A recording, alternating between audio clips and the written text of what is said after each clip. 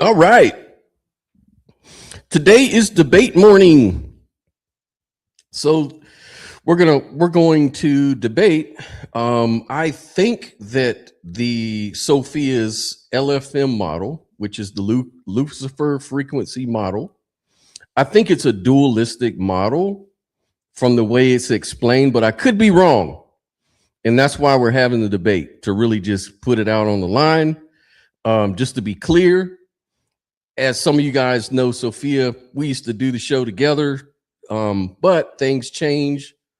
And now we're going to actually debate the model and debate the viewpoint and make sure that, she's clear about what her model is saying. Because me and also a few other people who examine the model seem to think that it seems like dualism, but it's just that some terms aren't really clearly defined in my awareness. Not that she has never really done that, but that I've never seen it or not aware of it for whatever reason. So that's the nature of the debate, just to get things clarified and see if I'm the winner here or if she's the winner. And we're gonna find out today. Someone's gonna fuck around and find out. And it might be me. What's up, Sophia? Nice to see you, man. You're muted. Find out. Okay, well. Yeah, I got you. I got you on now. You muted me, Nicholas. Yeah, that's what I'm gonna do every time I disagree with you. I'm gonna mute you. Yeah. No. So, I will admit, I've been working on this model, like 2 years now. Mm-hmm.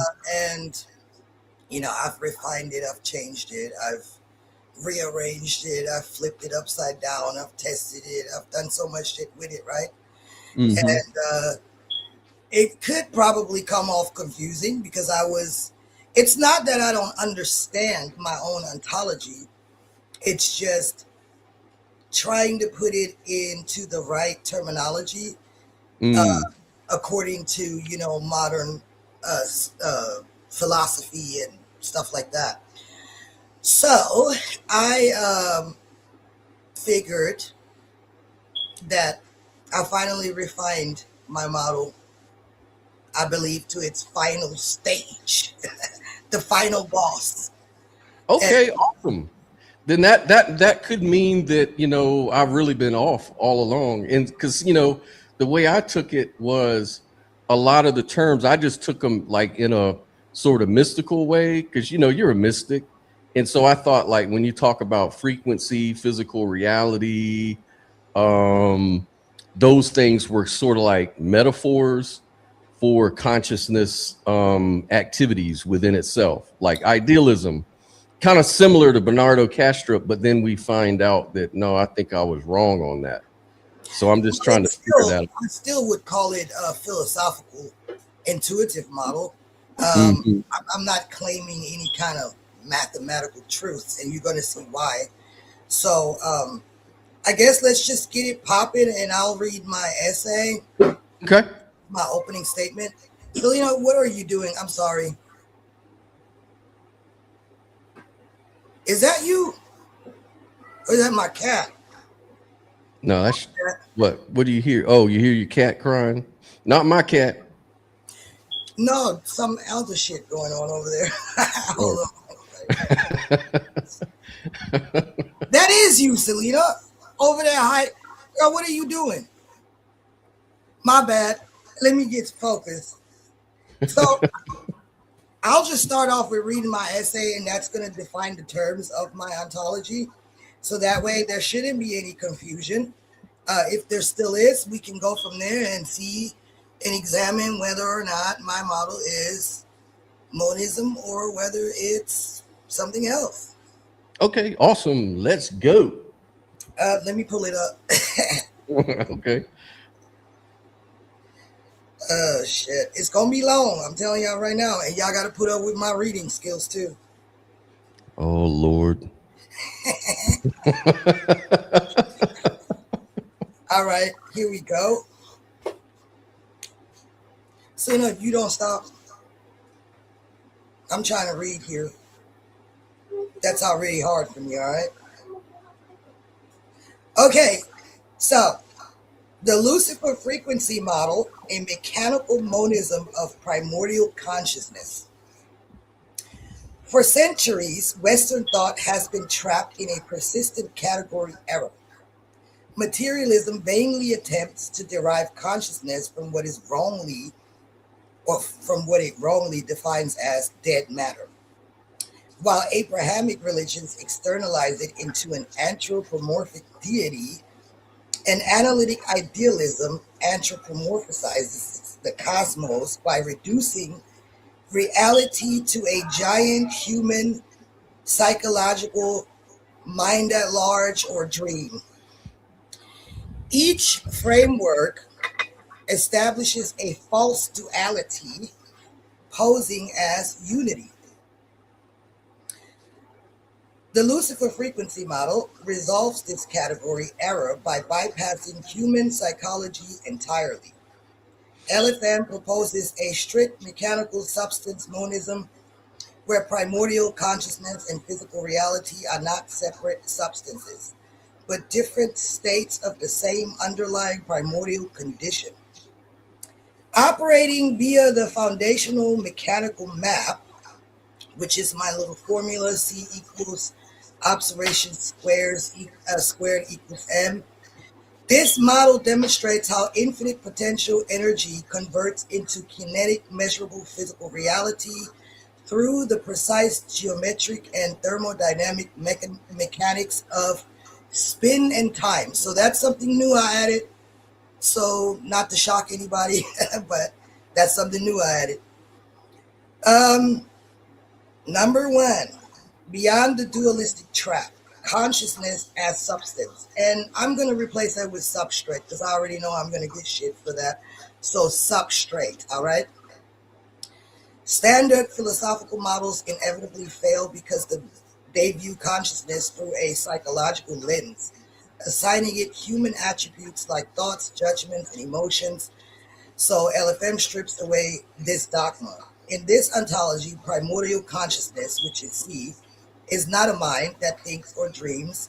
It is an active, energetic, primordial condition possessing the intrinsic abilities of awareness, self-awareness, and the automatic capacity to convert its own state. And that's very important. This foundational state mirrors what ancient Native American cosmologies described as pure white light. In physics, white light is not a singular color, but the absolute, unseparated combination of all wavelengths. It is a state of absolute uniform perfection, complete balance, and stillness. It represents infinite potential energy. Physical reality is not a holographic illusion, a misrepresentation, or a dream. It is the literal, dense, compressed kinetic state of this very condition. Because this primordial condition is the only thing that exists, it cannot gain or lose itself. This establishes the most fundamental conservation principle. The total potential of the condition remains constant. Before any differentiation occurs, this conservation is entirely pre-numeric. That's also important to remember. This is not because it is mystical, but because measurement requires boundaries. And in this unbroken state, boundaries do not yet exist. There are no numbers here. There is only the qualitative uniform field. Number two, the mechanical map of self-ignition, going back into my formula, where C represents primordial consciousness, which is the condition. O represents the undifferentiated observational field, which is the all, the one, the pure potential. O squared represents amplified observation, the feedback loop of self-observation folded back upon itself. M represents manifested matter, which is the physical reality. So crucially, because this unmanifested state is pre-numeric, observation squared, or O2, is not a mathematical operation or an algebraic It's not algebra. Let's just put it like that. It's not real. It's not math. All right. So it's not an. It's not like an equation that's to be solved. Rather, the square functions as a structural geometric operator representing a literal feedback loop.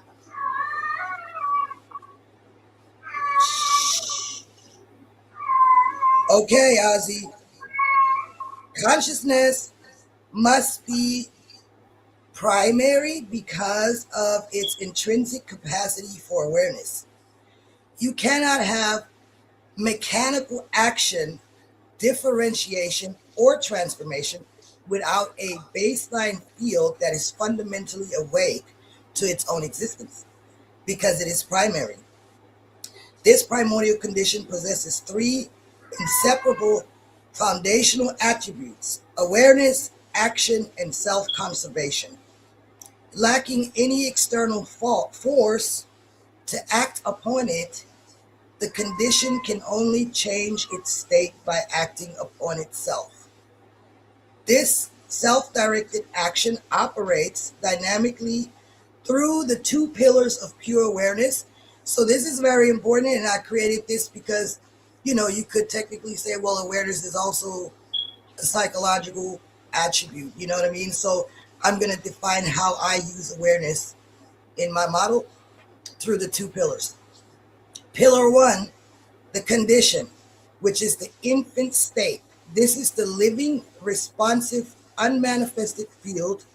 It is completely innocent, pre-numeric, and free of ego, identity, thought, or dogma. It is the pure, still potential of reality, completely balanced, yet inherently sentient.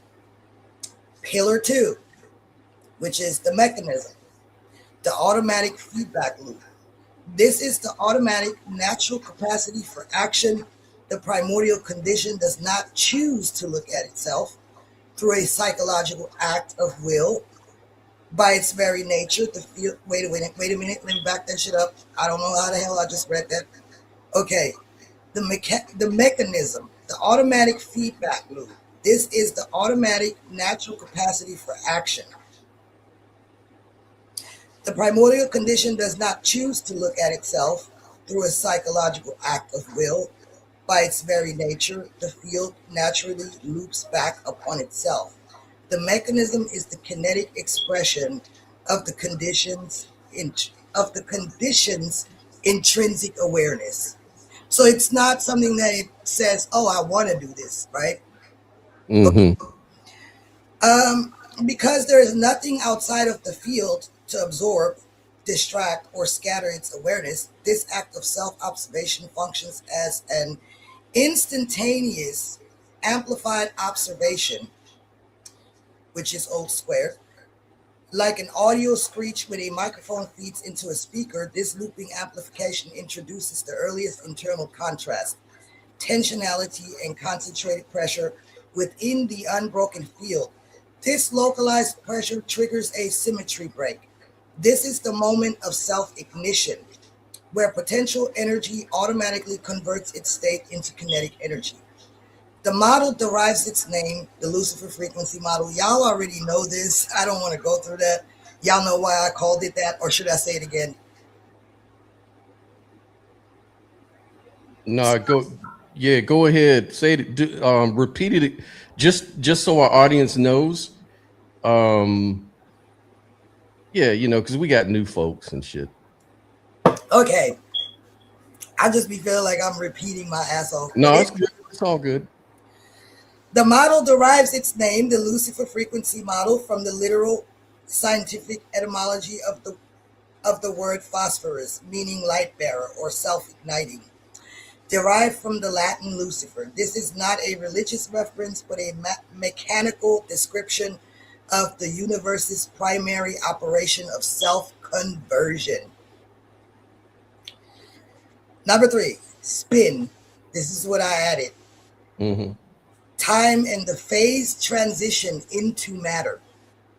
The mechanical consequence of this automated amplified self-observation is the instantaneous generation of spin, intrinsic angular momentum, and the establishment of a localized focal point.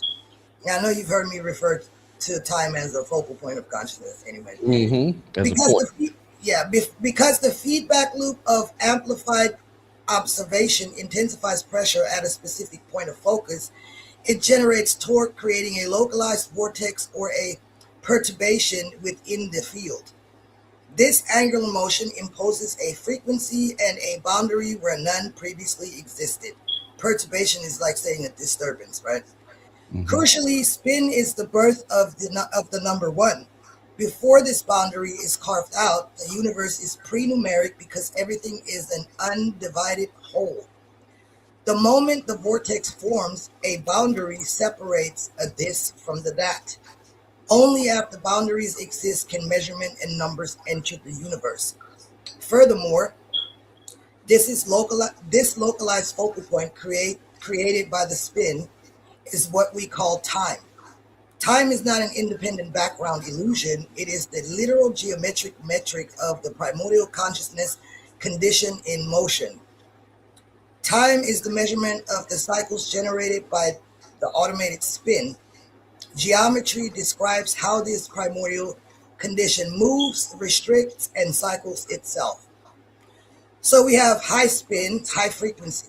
The condition remains closer to its unmanifested, fast, luminescent state of potential energy.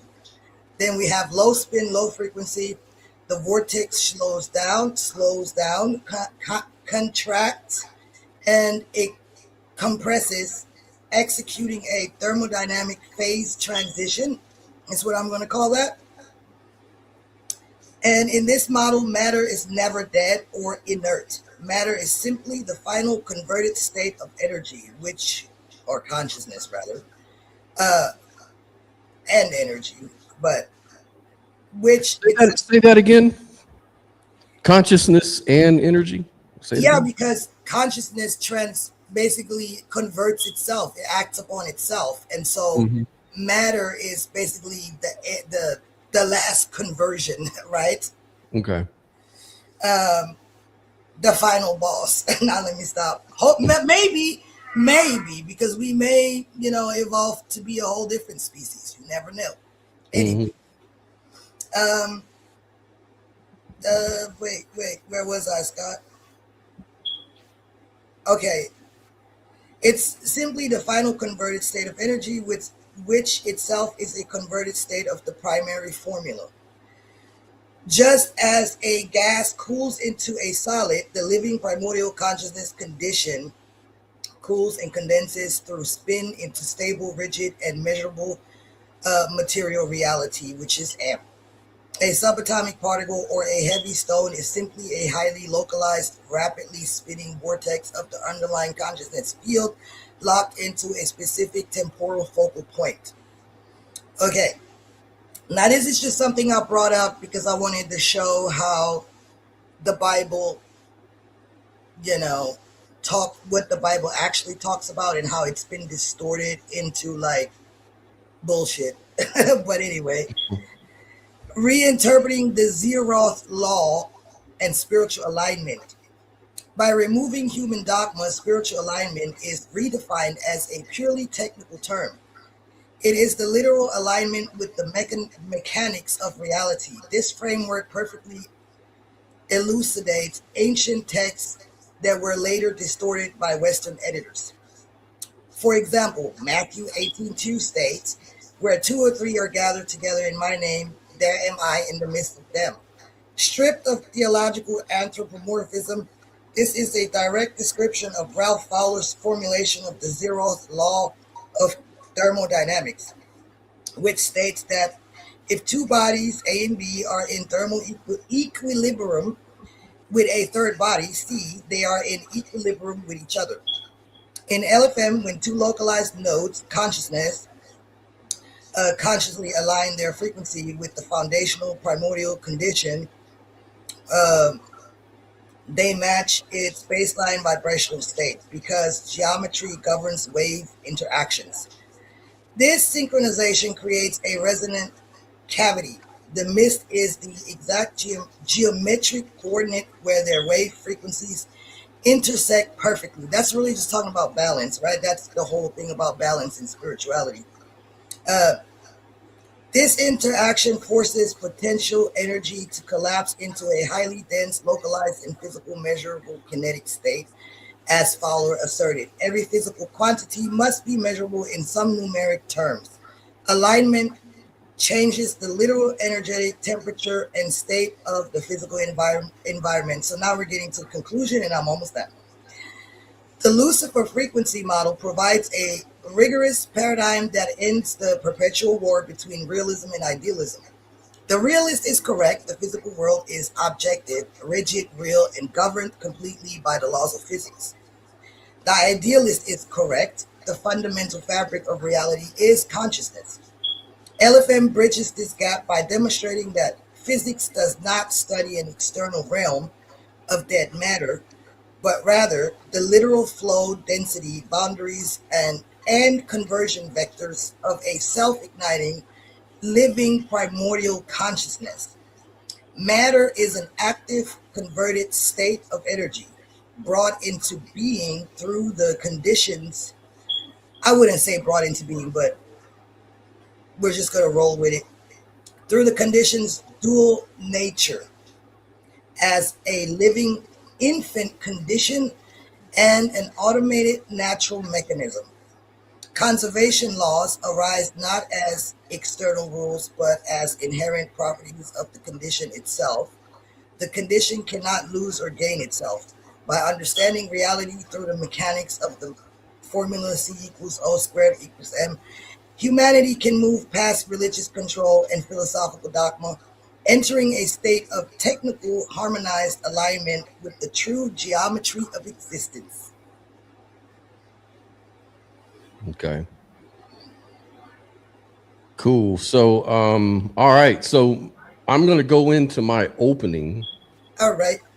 Now, my opening doesn't include naturally. I'm just learning the new stuff you're talking about, and it's a lot. You're using a lot of description that I haven't looked at, or quite honestly, I'm trying to understand it, so I have to really understand it. So, anyways, I'm just going to pick up like none of that happened, and we'll get into that part. So the opening doesn't really address all that, as you know. So, okay.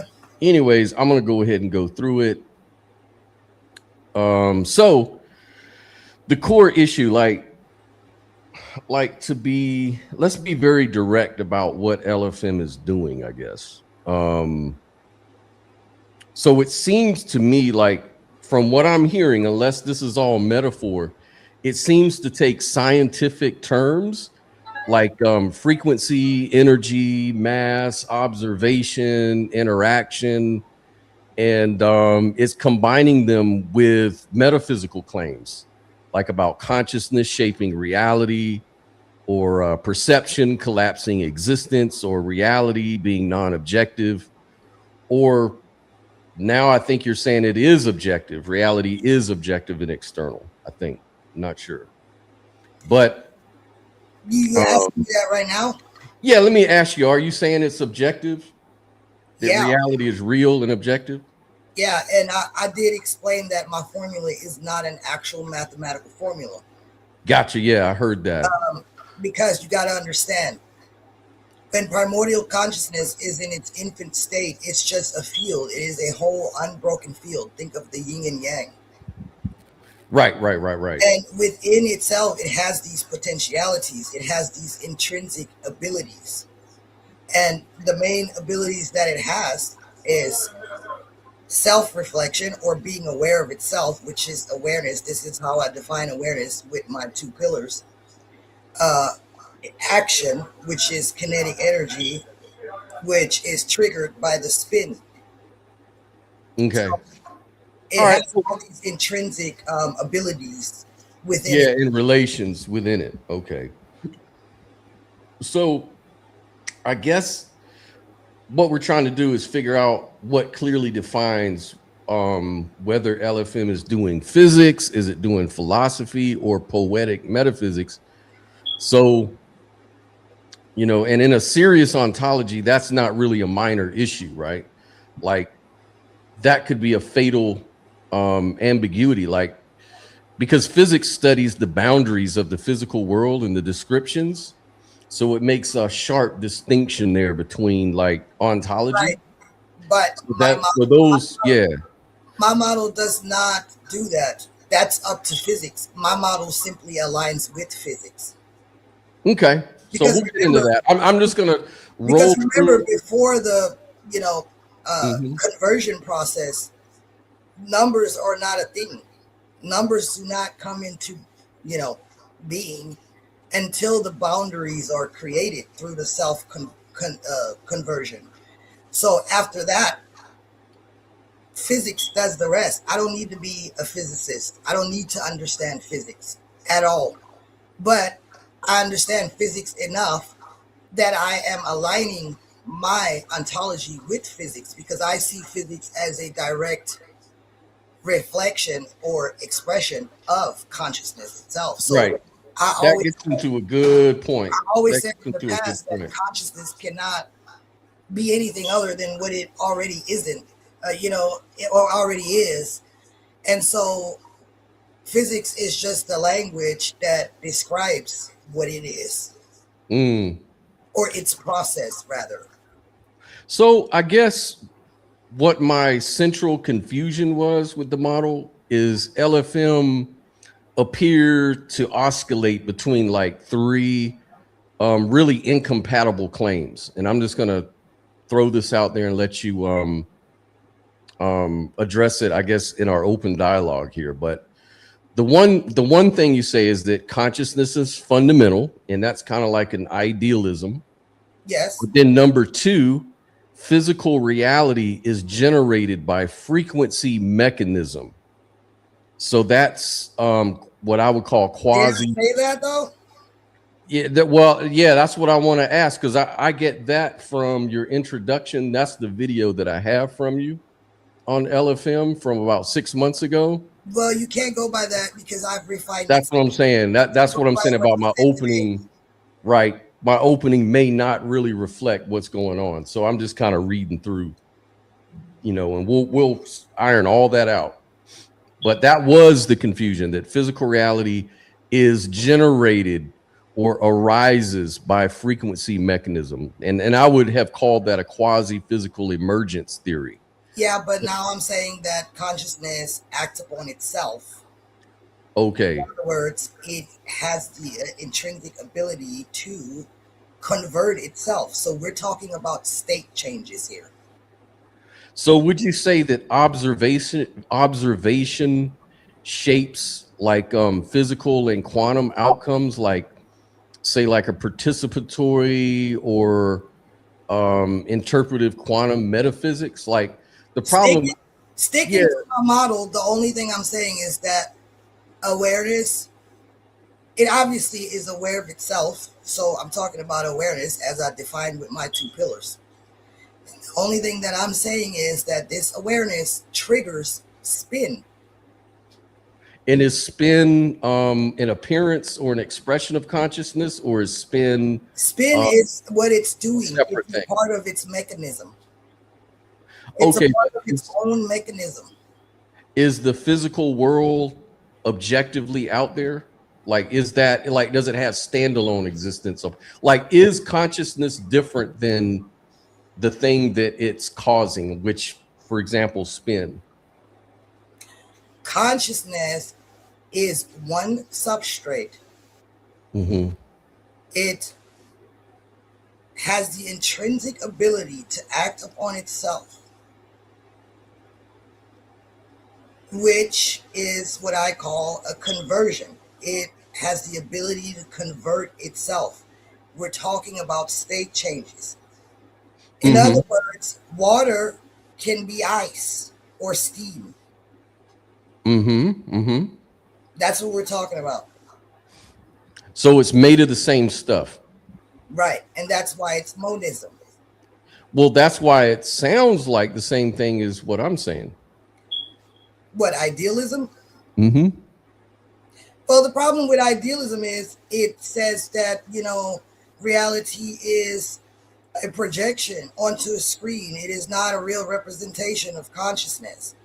Well, if you think of that, like let's think of the dashboard analogy, and you have an icon. Who controls the icon? You need a programmer. I have a problem with that. Well, there's different forms of idealism. There's also dualistic idealism. There's all kinds. So you're saying that the kind of idealism that I'm kind of saying is that I guess you're understanding. I'm saying who killed the icon? You know what I'm saying? Mm-hmm. So anyway, let me do this. Let me go back into my opening and see what else I'm saying here. So this is what I mentioned before, is that the dualism that you can't escape. Now, here's like a philosophical contradiction if this is the case. So LFM appears to claim that consciousness is fundamental, that physical reality is generated through frequency mechanisms, and matter arises from those processes. So what we have are two candidate realities, is what it sounds like. A, consciousness, which is primordial, and B, frequency slash physical dynamics, which is like structure, like the generator of matter. Now, the question that becomes kind of unavoidable for me are these the same thing, or are they different things? Because if they're different, you have dualism or dual aspect metaphysics. If they're the same, which I think you're saying they're the same, then the model is collapsing into idealism. But LFM never, at least before, seemed to commit either way. Instead, you sort of preserve both ideas, like consciousness is fundamental and physical frequency dynamics are causally operative, right? So this is exactly where the incoherence enters in if you're going to say that it's not dualistic. So I will explain that. Yeah, go ahead. First of all, you got to understand state change. This is very important. So let's go over this part first. When liquid water freezes into a rigid, hard ice cube, does it become a second substance? No. It is still H2O. The ice cube hasn't split reality into a dualism. It has simply executed a thermodynamic phase transition. That's what I'm calling it. Mm-hmm. It is the exact same substance operating in a denser, lower energy state. That is exactly how the Lucifer frequency model works. Primordial consciousness, C, is the only substrate that exists. Through the automated mechanism of amplified observation, O squared, it compresses, slows down, and condenses into stable, rigid matter, which is M. Matter isn't a separate thing outside of consciousness. Matter is consciousness in a frozen state. If you think a change of state equals dualism, then you don't understand the definition of dualism, and you fundamentally do not understand my model. Now, next, I'm going to go straight into this. Why do we experience practical dualism? Because that's the only kind of dualism we experience. It's practical. So we experience dualism for practical, localized reasons, but in the Lucifer frequency model, that isn't an illusion or a trick. It is a mechanical necessity. Once the unmanifested field executes amplified observation, creates a boundary through spin, and condenses into matter, those boundaries are real. A localized node of consciousness, a human being or an animal, has a specific boundary, its physical body. Because boundaries exist, interaction can now happen.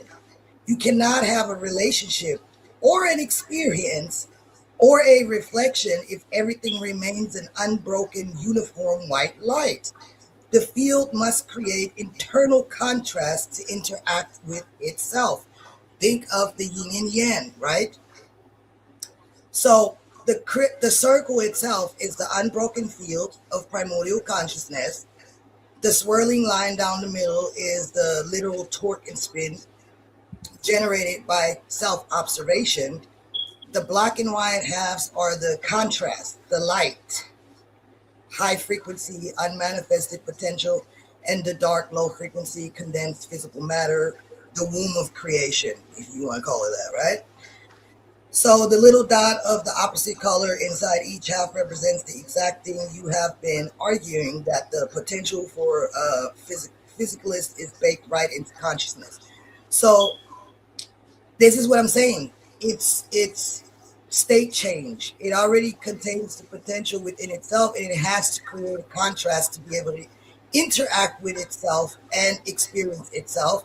It needs time, because time is also a necessity, because it can look back on itself and say, hey, I need to change something here, I need to change something there. That's what we do with self-reflection, is we technically go back in time, right? Or memory, or whatever you want to call it. That you couldn't do that without time. So this whole physical state has to exist. Okay. So what do you mean by state change specifically? What does that mean? I explained that, Scott. But I mean like so it's changing just into a different form of itself. I get it. But you Yeah. know, so consciousness has modes. Like let's say a state change of consciousness could be like sadness or joy or some other sort of mode of consciousness, like deep Those are thinking. psychological state changes. But Yeah, yeah, those are psychological state changes. So is matter, as you're defining it, is it just a psychological state change? Like it's no, just that's what idealists do. I don't give it anthropomorphic qualities. I strip it completely of that. It's mechanistic monism. It's a mechanism. That's it. There is no. Think of a baby. I use this analogy all the time. A baby is the representation of pure consciousness. A baby has no concept of what's right or wrong. It has no concept of identity or anything of that. It just mechanistically needs to be fed, needs to do. You know what I'm saying? Like there is none of that in primordial consciousness. None of mm-hmm, that. mm-hmm. So it's made out of something other than consciousness, this expression. No, no. Okay, so the mechanism is consciousness itself. It's just expression of consciousness. The mechanism, I explained it. Yeah, It is just go over it one more time because I might have missed that. constant, has intrinsic abilities. All right, awareness, because without awareness, there's no experience. Mm-hmm. Action, because without movement, nothing happens, nothing actualizes. And then, of course, um, what's the third one? It's awareness, action. Wait a minute, hold on, because I got to keep my definitions straight here. I've changed my own shit a lot of times. Wait a minute. uh, Either way it goes, it doesn't really matter. So it has intrinsic abilities, awareness, and um, Actualization, I guess, when the final, actualization. I'm just kind of notating it all, so when the because I final will forget. when the final conversion happens to get matter, basically. Okay. And you're saying that this fits into a monism rather than a dualism. Well, it does, because it's one substrate. It's not different things. We're talking about state changes, Okay. and everything is not experience. You know, experience requires time. Time requires spin. Spin requires self-observation. So Hmm. the condition exists at itself before all that. It's Okay. it's awareness. Like, see, the problem with idealism is idealists like to collapse everything into one word: mind, experience, and awareness. They collapse it all into one thing, and I separate all of that. There's a big difference between those things. That's why I made that video between where I pointed out that mind is not consciousness, because mind is just a human psyche, and a mind does not come into play until structure happens. until boundaries happen. So to project that onto consciousness, I believe, is a category error, and it's misleading, because consciousness is not a mind at all. It's just a condition. And See the way, right? And see, I agree with that. So the way I look at it is, we don't have consciousness. We are consciousness or awareness. Actually, we are awareness. I wouldn't even say consciousness. We are awareness. We don't have awareness. We are awareness. In other words, that's the shift that I think may be the same or maybe different. That's what I'm trying to get into. Because if you're saying that awareness is really, or consciousness is the mode or expression of the physical, or the physical world is just a state of consciousness, then that seems at face value to be saying the same exact thing I am. So I'm not really sure what's the difference. It's just that you're really showing a lot of you're just going into the specifics on how you get there, which is different than what I may be doing. Well, I just don't think that you can actually bypass the part about monism being monism and idealism being idealism. So I will explain that as well. Personally,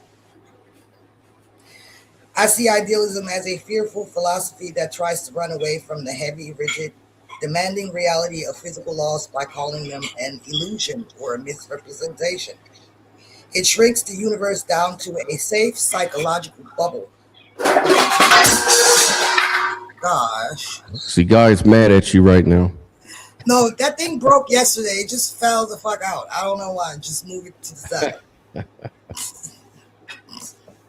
It's early, you know. My kids, they want to get breakfast. Yeah.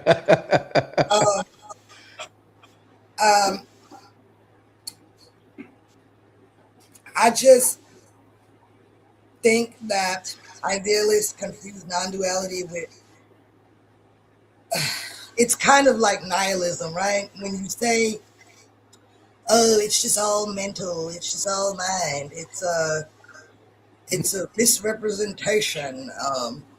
You know, I just ask myself, if a mind that large has this dream or this massive projection onto the screen, all the shit it could dream up, and it wants to dream up cancer, war, famine, and all that shit. And I'm like, everything that it could dream of, and it dreams that doesn't make sense. Also, secondly, why is physical reality so structured? It is so rigid.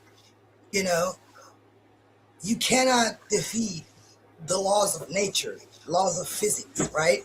You have to abide by them. There is not shit you can do about it. And we know that dreams or projections do not have those type of boundaries. We know that. So if we're going to use it as an analogy for consciousness, I would say it only covers a small part of consciousness, right? The unconscious, or maybe. It's a side of consciousness that it also has, but it's not the fundamental reality. Just like your dreams are not fundamental reality.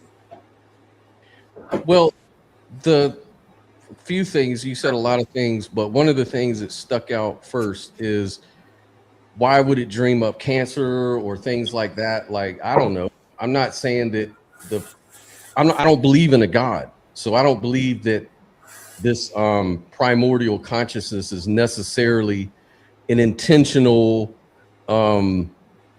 answer of prayers to make things so comfortable for everybody. I don't see it that way. I see that. But that's why you should distance yourself from that. That makes you more of a monist. But that's not that. No, that's not what. See, what idealism is actually saying. It's not. Well, first of all, it's not saying that physics is fake or laws don't work. What they're usually saying is that physical laws describe patterns in experience, like appearances, not mind-independent matter. So in idealism, laws are stable and predictive, but they govern appearance and consciousness, not an external material world. So it's non-dualism. So gravity, for example, is not denied. It's just reinterpreted, just like everything else. It's not that they're denied or anything like that. Why illusion is sort of misleading? Well, in serious, idealistic sort of philosophy, illusion usually does not mean like non-existent or random or unreal. It means dependently real or appearance-based reality. So let me give you a little analogy on that. So like a dream has structures and laws, like you mentioned, but it's not independent of your mind. So idealism is closer to physical, consistent appearances are what's real rather than a fake world, right? So it's not escaping physical laws. It just, and it also depends on what you mean by escape. If you mean, do idealists deny regularities like physics? No. If you Yeah, mean, but do they deny the idealism, laws, idealism says it's all mind. So when we say it's all mind, we're anthropomorphizing it just the same as religious people do, and we're saying it only happens within the mind. So, like I said, idealism collapses all these terms into one: appearance, experience, all that stuff into one, and it's all mind. I think that's a category error because it creates a hidden dualism. Because, like I said, who controls the icon? You have to find the, now you got to produce a programmer, the mind at large. I stay away from that because, again, my model is 100%. Is that the word mechanistic? There's no, you know what I'm saying? Like, how do you justify a physical experience under that ontology? I just can't. I can't wrap my mind around that. Well, yeah, like I see the confusion between mind and consciousness for one thing. Like, for me, mind is something that is like an excitation. Mind is an activity. It's a mode of consciousness, locally so. But it's So a cycle, each right? person has a differentiated mind. Like your mind is different than mine. Those Yeah, are but that's two just an different. interface. Yeah, and minds are bounded. Mind has boundaries. It's limited. Like I don't know what's in your mind, you don't know what's in mine, blah blah blah. So mind is sort of not the same thing as this primordial consciousness, because I'll go ahead and use that language just to be clear, because you also agree with primordial consciousness. But primordial consciousness, I would say, or mind is derivative from primordial consciousness. They're made of the same thing, mentality. So it makes sense that one could say, like, primordial consciousness is like the great mind or the big mind, the capital M mind. But I don't even want to say that, because for you, like, it's confusing, and I understand why. Like, I don't even like to use it either, because if you It's talk to a lot of physicalists, they'll say no, the mind is what's in the brain, and if you destroy the brain, you destroy the mind, and that's very true. But it doesn't destroy awareness like primordial consciousness, because primordial consciousness is before mind. It's fundamental. It's the condition for mind and everything else. And that's how I But understand it. that's not idealism, Scott. I'm sorry. We can look it up right now and I can prove it to you. That's not Pull it up. idealism. Yeah, pull it up and share the screen. I'd like to see that. I can't do that. It's your Then channel. send me the link and I'll pull it up. You got to pull it up. Okay, so you want me to pull it up off AI or something? Like, where you have a source that you'd rather go by? Let me see.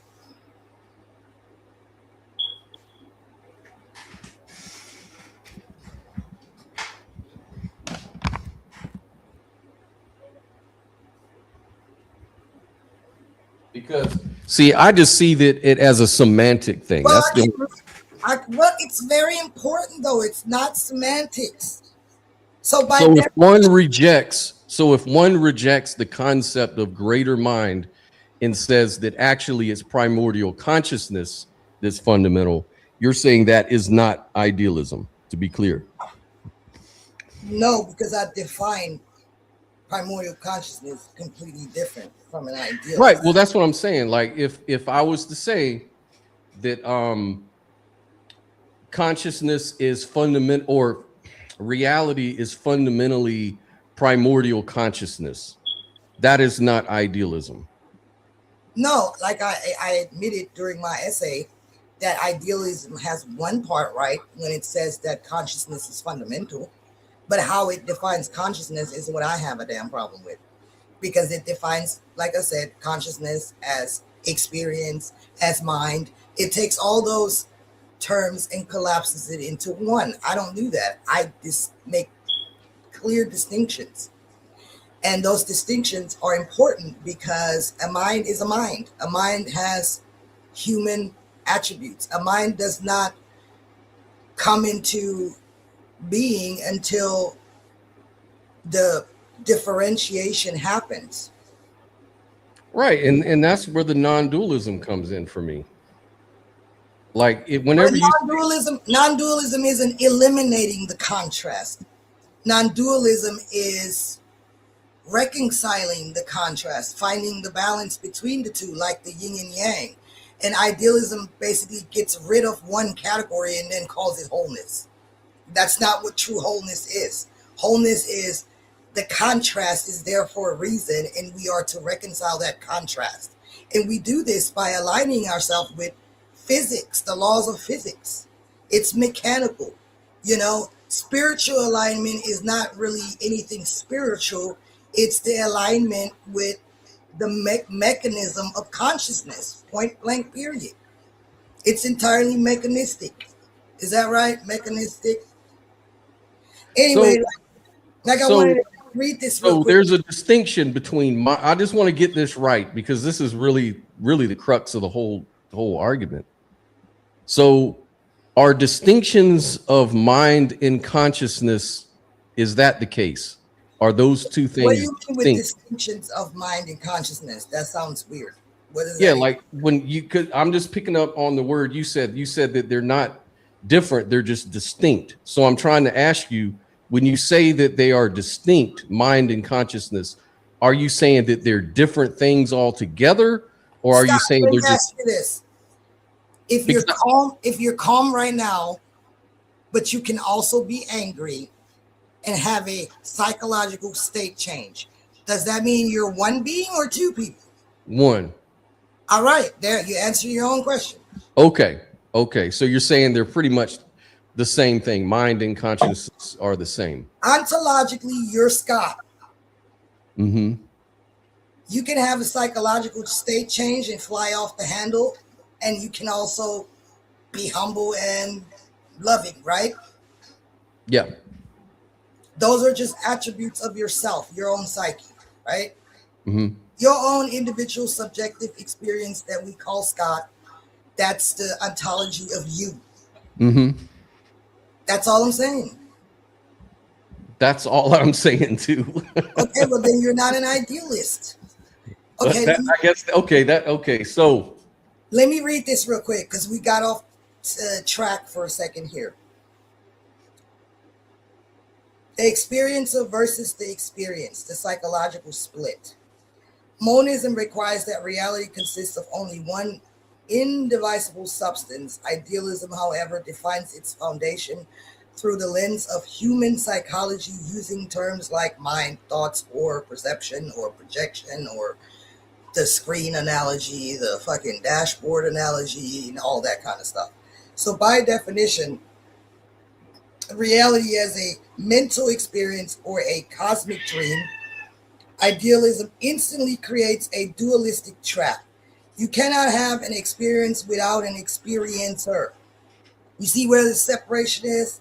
You cannot have a dream without a dreamer. Even if an idealist claims there is only one cosmic mind, they have split that mind into two distinct things, the part that is perceiving and the imagery being perceived. So that keeps going back to what I said about the icon. If the icon is on the dashboard, who controls the icon? Because the icon can't do shit by itself, right? But I'm saying that consciousness intrinsically has the potentiality of different things, and it has the ability to change its own state by acting upon itself. Can an icon do that? No, but nature can, right? That ain't what I said, though. That's not what I'm saying. I mean, I wouldn't disagree with that. Okay, well then we on the same team, and you're not an That's what I'm idealist. trying to tell you. But you're not an idealist. Stop holding That's what on I've to been trying to tell you. because But Kastrup is confused. Look, Kastrup is confused because he sits there and says he's afraid of an afterlife and he doesn't want to do all this shit again. Even according to his own ontology, that's not possible. You know, he contradicts himself. I respect the man's work to a certain extent. He has some pretty cool analogies, but those analogies are not necessarily, you know, the best analogies. They can give us a little bit of insight, but they can also be misleading. Like Bernardo Castro, he's not God, all right? Like, I'm sorry. and I don't necessarily agree with everything he says, but just on a generic view of idealism, mind equals consciousness. So But that like ain't true. someone says, so like if somebody said mind equals nothing but conscious experience, um, you know, then yes, that's close to idealism, or at least a radical consciousness first monism. I agree with that. Because now you're saying reality is reduced to experience alone. And that is a core general idealistic move. Did So I I say think that? I really think that your model is rooted in idealism though. No, it has elements of idealism because a lot of philosophies overlap. That's it. That's all. You know what I mean? Yeah. There's And I even like that. I love that actually. there's I even like some that. You know what I like panpsychism on about the model. let me start talking about the good things about your model. And I'm not saying anything was bad at all anyways. I'm just trying to understand it. But I would say one of the things I like about the thought that went into the model is the fact that you're not trying to just pigeonhole anything. You're trying to see everything for what it is and really just connect everything in a way that makes literal sense. Like you're trying to make a logical pathway for everything that works. And I love that actually. I love it.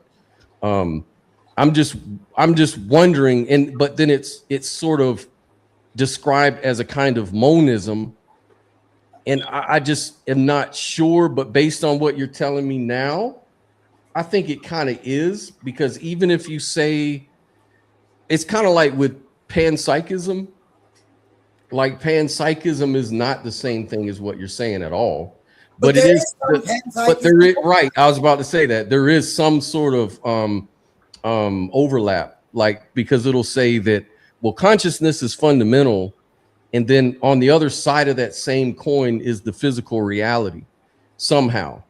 Maybe it's embedded or maybe it generates. And I guess what you're saying is more of a generational kind of thing. Like it uses frequency and, probability to create the frequency in order to express its own intrinsic will as consciousness. But here's a question. There is cancer, there's all kinds of evil, there's all kinds of things that cause problems for experienced people. How does LFM model resolve that problem of evil or problem of suffering and cancer and all that? Well, because the primordial condition in its infant state, right? It Say has that again. You have the primordial condition in its infant state, which is just pure potentiality. Mm-hmm. I compare it to an infant, right? Mm-hmm. An infant has no concepts, no knowledge, no nothing. That comes with time. It has to grow. So what I'm saying is that consciousness is a perfect imperfection, and it is directly tied to evolution. So as it evolves, it will make mistakes because it is unraveling, it is discovering. It's like a journey of self-discovery. So Uh, It's kind of like what you were always saying. Okay, so I still agree with that. I'm I agree with that. So when we look at it from a mechanistic monism, there's no one to blame. There's no God in the sky. Oh, why did this God do this to us? What kind of love? And that's, I mean, that is a valid thing to question. If there was such a fucking God, he would be a damn psychopath, and that's what the Abrahamic God looks like. Wait a minute. Now you're making the Abrahamic people mad. You But can't I don't do care. that. It's about time to get off their asses, because that's a big problem, and why we don't fucking is holding evolution back. Like, honestly, we need to get that shit the fuck up out of here. Yeah, and it's a dualism. Okay, Yeah. so I'm going to go ahead and take the L, and I'm going to say to you that your view is a monism. Actually, it's a little bit of, it's kind of a hybrid sort of theory or model, which is really cool. That's the strong point about it. I like, you're not just pigeonholing into one or other thing. You're thinking, you're putting it all together. So I'll go ahead and take the L and say, look, that's a monism. It's not idealism, but it is a monism, and it's not dualism. So other people may disagree. I'm not gonna push the point, because it sounds like, for all intents and purposes, it is a non-dualism, actually, because you're saying the substrate is one thing, and that's all that really counts as far as I'm concerned. As long as you're saying the substrate is always the core fundamental, Only the substrate, and it's only the one, then I don't have a problem. I don't really have a problem with that. Yeah, I just didn't know, if it just sounded to me like a lot of weird dualistic language going on that I didn't understand. But so spiritually abstract asks, Scott, do you believe in metaphysical idealism? Yeah, because I sort of interpret it very similarly, if not, I don't know if it's total, because I have to go look, to be honest, but I think it's very similar, if not the same, as what Sophia is talking about. That's my own view. And matter of fact, I have, a lot of different views that I put down on paper. Well, what I would encourage you to do, Scott, is to reconsider the whole idealism thing, because I think that you're more closer to what I'm saying, and you may want to just like refine your own views and really come into clarity about what you really, really, truly lean towards, and then try to develop either your own category, or finally just come to the light and accept that it's more monistic than idealistic. Well, idealism is considered a monism, though. Well, it can be if it's there is like an idealist monism or some shit like that, but that's like a very unrecognized small sect of people, and they still have like a bunch of flaws in that shit.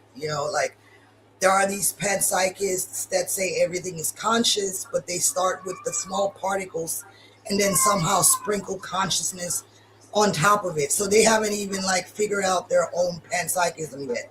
You know what I'm saying? Like, but most idealists are not monists. It's really not monism. But hey, is anybody out there that want to argue me down on that? Yeah, like well, I would like to see somebody come on board and challenge that. Hold on, let me put the link up again. And I think Dark Light may have something to say about that. He's one of our newer. Yeah, Dark Light, why you didn't respond to my comment the other day when you said I was going because he says there are many forms of monism, so yeah, there are. Come on, Dark Light, come on and bring that, because I already know how you feel about all that. So monism still means one substrate, one thing, right? Ontologically, one thing. Like, for example, so I have here, you talked about I need to explore idealism, and I kind of did that. I started to really try to look at it, and so I came up with, one of the things I came up with is called integrated idealism. So this is a thesis on, just like yours, mind, matter, and fundamental structures. And so the way I look at it is integrated idealism is kind of like the view that the physical world is real, it's measurable, and law governed, yet not metaphysically ultimate. It's primordial consciousness that's ultimate. So unlike a limitative idealism that would treat matter as an illusion, as you say, what I'm trying to say is that integrated idealism would agree or affirm the empirical success of science and physicality and the operational reality of the physical world, but it still holds that physicality is a bounded mode of manifestation, which is embedded within a deeper consciousness, ontological primordial consciousness is what you would call it. So matter is not denied by me, but contextualized as a expression of a more fundamental reality that's nature is not exhausted by the description of physicality, right? So it seems like it's almost saying almost exactly what you're saying. I'm just kind of approaching it a little bit different. I mean, I guess it's sort of valid because you still use the word idealism because you share the right polarity of consciousness being fundamental. I get that. Exactly. Yeah. That's all I'm saying is that but, I'm not like when we ask this question, is the physical world fundamental? Like, let's go back to the water and ice, right? Mm-hmm. If water can have a state change and ice is just water, then to me asking is ice fundamental is kind of redundant. Yeah, it is. It is. That's the same thing I'm saying. That's exactly. Yeah, thank you. I'm actually going to add that to the view because that kind of does makes a lot of sense there. So basically, what I'm saying with my model is that integrated idealism concludes that consciousness and matter occupy different ontological roles. That's it. Like matter is a domain of what I call a token in my view. You know what a token is? It's kind of like an instantiation of a larger system. Like I get this from computer science. So like matter is a domain of tokenized, measurable instantiations. And the boundaries are perspectival. So they're formally constrained. So like mind, by contrast to idealism, would say that the structures through which reality is known may therefore stand in closer relation to the fundamental type organization of reality. In other words, consciousness. So in this sense, physical reality is not denied, but just reinterpreted. And we are sort of like tokens of that entire system. But I think someone popped in. I think Dark Light. Hey, what's up, Dark Light? Hello. Hey, go ahead. What do you have any questions, brother? No, I just came to join the conversation. So is no one here to crucify me? I wanted to feel like Jesus. No, I don't generally come at people sideways. I'll be talking shit. Don't mind me. I get more into discussion than debate. I don't believe in debate because I think debate is based on a perception of absolute truth, and I don't believe in absolute truth. I believe all truth is subjective. There you go, Scott. Stop all that debating. Yeah, stop the debates, man. But I like the debates because they increase my serotonin level. I generally prefer to be chill. I don't really like it when people come at me sideways, but when they do, I kind of have to get sideways back at them. But that's not my go-to mode. Mm-hmm. Right. Tit for tat, man. Now let me stop. Shouldn't have done the tit. You wouldn't have got the tat, bitch. Now let me stop. Yeah, I claim a unified duality. I don't quite like the term non-duality because I do acknowledge a duality, but I call it a unified duality. And as far as monism goes, there's a spectrum of monism. There's all kinds of different overlap and parallels. You have theistical monisms, you have atheistical monisms. Right now I'm writing a book. It's Dark Lightism, the theology and the theory for human ascension is what it's called. And so I'm pretty much describing the same thing in two different ways. The theory is going to be for theists, and the theology is going to be for theists, and the theory is going to be for atheists and empiricists. And I'm pretty much describing the same thing in two different ways in the book. Sounds pretty freaking interesting. But Dark Knight, you've already contradicted yourself. I just wanted to note, I wanted to note that the reason I want to like literally have nothing to do with idealism is because it's not something that convinces people a lot. You know, it's a bad tool to use because people are going to always say, well, they're going to feel dismissed. You know, our physical experience is very much real, and they're going to feel like you're telling them it's just an illusion, and no one's going to go for that shit. You know, maybe a Christian, you know. Would you want your experience invalidated like that? Someone telling you pain is an illusion while you getting your face bashed in or some shit, right? You're not gonna. Life is pain and suffering. Like anyone that's lived knows that life is pain and suffering. I absolutely acknowledge both the physical and the metaphysical. I acknowledge the mental and the physical. You know, so there is absolutely a dualism. There's a foreground and a background. There's time and space. You know, there is absolutely a dualism, but there is an inherent intrinsic unification under that dualism. So that's why practical dualism. Well, I call it a unified dualism. So I do acknowledge the dualism, but I also acknowledge the inherent unity within the dualism. Right. That's the whole point of that's the whole point in my mind of the practical dualism. It's to be unified with itself, basically. You know, we all have that inner contrast, right? That doesn't make us two different people, though.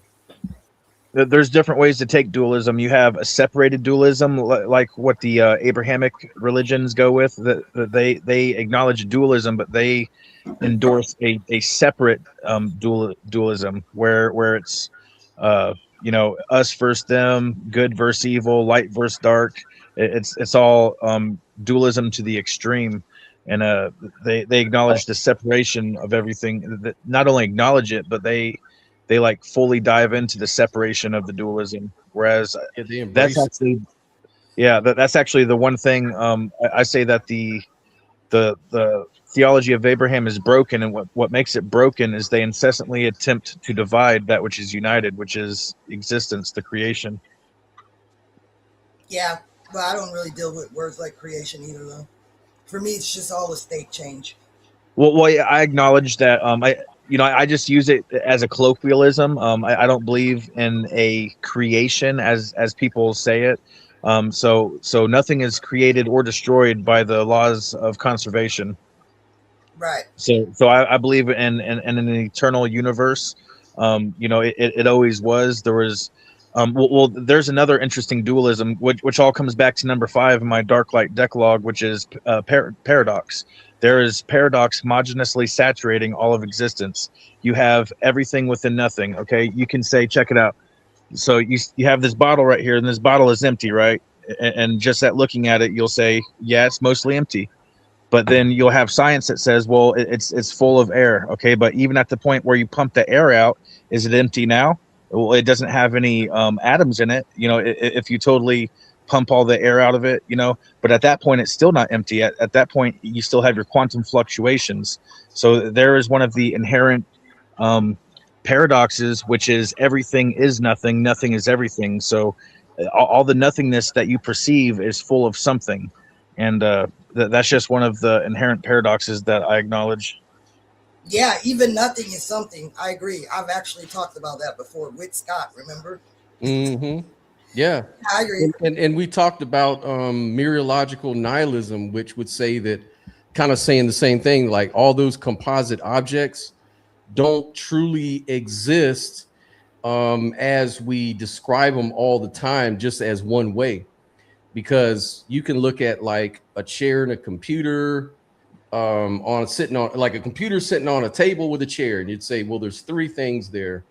Well, actually, no, a physicist would say no, there's almost an infinite amount of things there, all those atoms and subatomic particles. So who's telling the truth? They can't both be right, because that would be a contradiction. But actually, no, on my view, they're both right. It's just that you're looking at it from different perspectives. One person's looking at it from a physics perspective, another from a classical perspective. And you can do that with everything. That's why I'm leaning towards integrated idealism. I'm taking a little bit of the idealistic perspective, but I'm combining it with the things like what Sophia's talking about. I'm trying to like put all that shit together to make sense. You know, it's just another way of looking at it. That's all. Yeah, and I mean, that's fine. You have your own ontology and it's original, and you're taking some pieces of idealism, but that's, I mean, I don't deny that consciousness is fundamental, and I would say that's the only thing I have in common with idealists. Me But too. if you Right. look at the bigger picture of my mechanism, it's monism. You know, it's neutral monism and field monism, I would say. So it's kind of a little bit of both. But yeah, like he said, there are a lot of different monisms. There's just a lot of shit, a lot of shit, everything, man. Like there's too much of it. Yeah. That's why it's really hard to pigeonhole stuff. That's what I like about the LFM model. Like I don't like anything that would say, well, this is the only way it can be, and all those other factors that I already secretly can't explain are just illusions. They're just, you know, Well, I sweep wouldn't them say under the that. I would never say that what I'm saying is absolute truth. This is definitely what I believe, Yeah, right? yeah. I want to give another example as to why, because I just really think that nature reflects reality. So let me read this little piece here.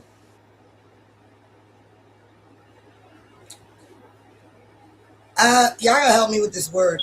Homogeneity, is that right? Homogeneity. Homogeneity is how I'd say it. Yeah. Homogeneity, yeah, that's even better. What a crazy word, man.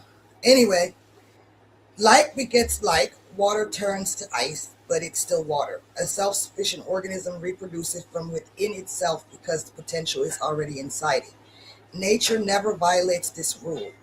It never magically jumps categories from non-physical ghost mind to dead matter, the way these academic philosophers try to claim. So when you look outside and you see the universe actually working, you see the self-contained, self-igniting, state-shifting mechanics of the world, proving that, you know, my ontology is basically right. Not to sound arrogant, because we see it reflected back to us every day in how nature works, you know? Mm-hmm. That's just how I look at it from myself. That's how I'm convinced. I had a real massive ego death, you know, 6 months ago. And that was a massive state change that I experienced myself. It felt like total annihilation because I was living my life in what's called the protector mode. And when I realized that somebody bypassed my protector mode, I shattered. I realized that that's not just who I am. I was still living a fake life, and for the first time I had to really face that last little layer about myself, and that was brutal. So I emerged out of that a different person. And so when I speak about my ontology, that's my lived ontology. I embody it. You know what I'm saying? So that's how deep it is for me. That's good. All right, we got Brooklyn Lou join the show. What's up, Mr. Lou? How you doing, brother? Long time no Hey, see. you guys are some of the smartest people I've ever listened to. Well, thank you. Big Lou. Well, Amazing. I mean, you guys are so intelligent. And I had a question because I really, I can't even go to the level of depth that you guys even go into. All right. But I will ask, what is, or who developed this LFM model? oh, Sophia. Yeah, Sophia wrote it. Oh, it's Sophia's original model. Uh-huh. Well, that's incredible. All right. That's why I'm here to shoot it down. I mean, I can't have her sit there and take all my thunder. and like Doc Light also has developed his own understanding of the world, and I will tell you right now, you're both of you have understandings of the world that compete with any other intellectual thing I'm hearing. So I really that's an appreciate amazing thing. Thank you, Brooklyn. I really appreciate that. But I as far as this model based on my own experience, I want to say, and as a mystic, I never really had a way of expressing the mystical experiences that I was experiencing, and I needed a language, right, to be able to talk about it without being laughed at or ostracized or put in the category of some psychic medium or some bullshit, like that. And it's my ontology is basically how I live. It's a survival mechanism. I need this ontology to be able to express myself and live as a mystic. You ought to look at what you ought to look through. I found interesting. I saw this, I think, the other day. You should study like fucking octopuses and shit, man. Like octopus, man. Let me on that. No, man. Let me tell you, octopuses, man. They have superpowers, man. Like they can sense a lot of things through their nervous system that gives them like almost precognitive kind of abilities and stuff like that. They can change their DNA on the fly just through thought. Like a lot of weird mystical kind of things, man. You ought to check that out. Well, I did a whole video on that. Yeah, if y'all want to check it out, it's on my channel. Cool. It's basically about the nervous system of an octopus, which happens to be practically identical to what mystics experience. And it all just comes back to your nervous system. There's really nothing woo-woo about it. It's just how the nature of reality works. And once we understand that, we can get rid of all the it's magic, it's woo-woo, we can talk about it in a real way, right? Yeah. And I recommend that y'all check it out because it's really interesting, man. When I saw this stuff about the octopus, how it basically maps its environment internally without being able to see it, I literally had backflashes of when I have visions of things that I basically work out in my sleep, and I'm like, damn, I'm an octopus. Now I'm just over exaggerating, but yeah. What does LFM stand for? I was wondering. LFM, Lucifer Frequency Model. And she uses that Lucifer not in the religious sense, and let me see if I get this right. It's basically phosphorus. It's from the I think from the Greek word phosphorus. Yeah, it's from the phosphorus. That's like a self-igniting light. Well, phosphorus is self-igniting, and it comes from that word. And so a self-igniting must take place in my model. And I see Satan, right? The light bearer. Lucifer, yeah. Lucifer, I see him as a archetype who is the catalyst for existence, right? For the material reality. And so Jesus in this whole thing is just the same guy. It's just consciousness doing state changes. And Jesus is like the ultimate goal, right? Where it's like a mystic, like Christian mysticism almost. Yeah, we want to achieve that, peaceful state. That's what we want. We don't want suffering and all that. But suffering is just the process that we go through, to evolve. And let me not ignore Paul. He joined the stage. How's it going, Paul? I see you down there. Oh, you know Paul too. Yes, I know Paul. One. Yes, I do, sir. And I know Paul. Juan. I know Paul. I play him sometimes. My name is Juan. I know one. I play Paul. It's a character I play. Yes. You tell Sophia what you think. Tell Sophia what I think Yes. about her eating my head. That is what she's doing in the picture. It is a Oh, picture by Joel. Joel, in Joel's picture, you are eating my head. I'm eating your head. Yes, or my brains or something. I don't know. It was unclear to me. I couldn't zoom in. don't do that. It's the avatar. I have an avatar. If In that's the avatar, point, you see the avatar. the You see avatar. it?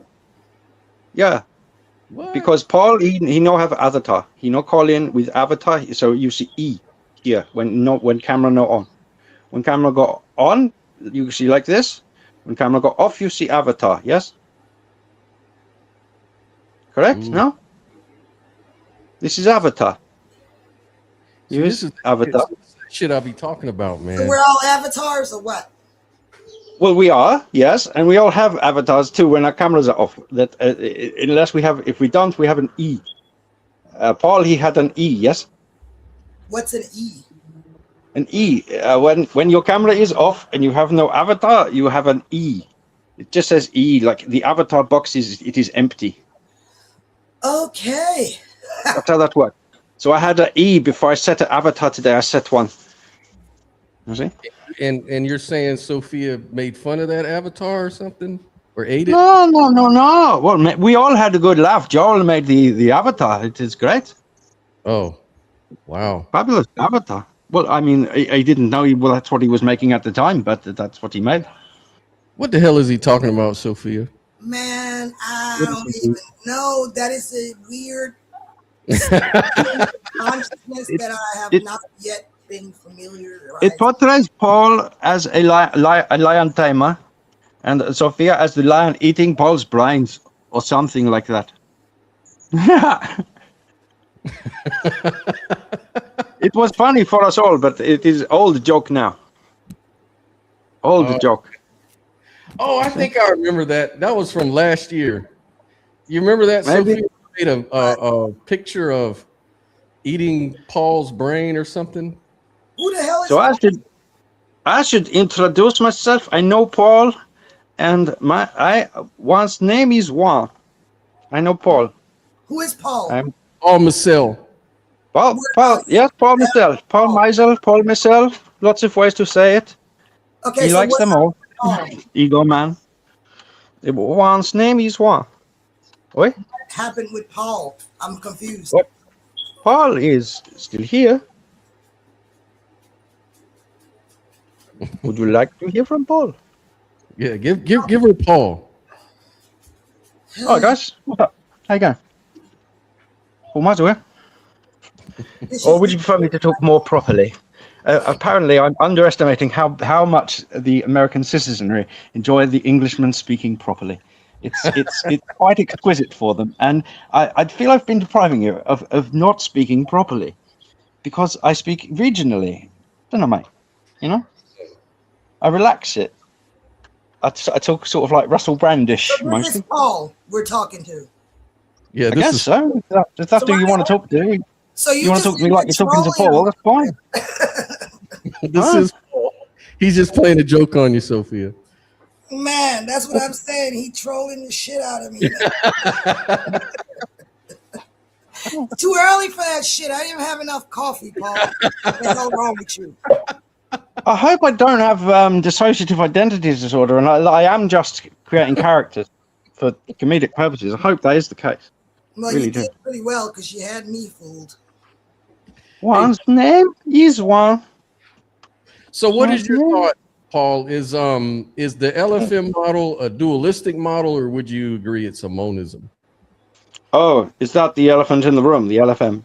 Yeah, that's that big elephant in the room right now. Shut the hell 'Cause up. I thought it sounded like the elephant model, and I thought I used to have one of those. That was cool. I've never had an LFM model, but I have one now. Luciferian frequencies, Yeah. light frequencies. Yes. Beautiful. Of course, it's beautiful. Light frequencies interacting. Yes. Wonderful, wonderful stuff. Sorry, I'm slipping a little bit into somewhere regional there. See, I'm from the universe. So I speak lots of dialects. And they say what you believe depends on where you're from. And I'm from the universe, so I'm a universalist. You know, this is kind of a non-dualism. This is non-duality. Non-duality. Non-duality, mate. It's non-duality. Non-duality. But what becomes an ism? An ism is often just another prison. So it can start off as a key. It's And, all every isms, man. Every key come with free prison. No have to take. No have to take, but it's there. You can take it. It's on the floor. Free prison with every key. But it's there. You can buy keyring version. If you're Hank Pym, Dr. Hank Pym, have keyring version of prison. Then you get both just on the little chain. He's fine. But we now have the technology, so we take or leave. Key prison. The prison's free. But have you got room on the van? So, Paul, let me ask you, man. So, to the question, how do you view LFM? Have you heard the whole debate yet? I have heard that there is very much emphasis on structure, as is related to physics, structure that is related to mind, structure that is related also to simply just structure itself. Mm-hmm. Yep. There is a trifecta of structure. The emphasis is actually not structure. The emphasis is state change. Okay. Within a trifecta of structure. Just like you're doing right here. Yep. Changing state. Yes. I was trying to access something professorial, you see, in me. Professorial? Yes. You know this word? Yeah. So you're kind of being a prophet. Oh, I have some prophecies. Would you like prophecies? Sure. Okay. Depending on how many people you have watching. I was hoping it would be hundreds or maybe thousands. But if it is just hundreds, that is okay. If there is hundreds of people watching, then there is a prophecy for hundreds of people. Over time, for hundreds of people is that within some of our lifetime, Cybertron will be built. And within fewer of our lifetime, the Cybertronians will build the relay. And within even fewer of our lifetime, humanity will go galactic. This is the prophecy. And the guardians of the future are other children. And this part is already known, that the guardians of the future are the children. This part is widely known. But often we go missing sometimes, and we talk sometimes about atheisms without knowing really what we are talking about. Because when you talk about American atheism, then this is relating to how in America does one say a God as a word? How in America is that said? Jesus. I don't even know. Okay, that is one way it is said. Yes, it says Je suis. It is said Jesus. Yes, it is also said I am. It is also said how else is it also said? Yeah, but Lou, I would say Lou is one person who just rejects the entire word God, right? Would that be correct, Lou? Yeah, I mean, you could turn God into something I might accept. But the general usage of the word, yeah, I reject it. Mm-hmm. Me too. Amen. I'm the same way. So God, when you say God, I hear a word which is not quite finished, because I'm wondering if you are saying God as in to God, or you are saying God as in someone with a prisoner, or if you're going to say garden, or you were going to say guardian, but you did not complete the word. So in my more local area, one may speak of God, or one may speak of God, and rarely does one speak of God. You see. So in your area, inflection God, very important. Is it inflection is so important? You can go, oh, it's the same, it's the same. No, God, to me, God, this is generalized anxiety disorder. Yes? This is God to me. God.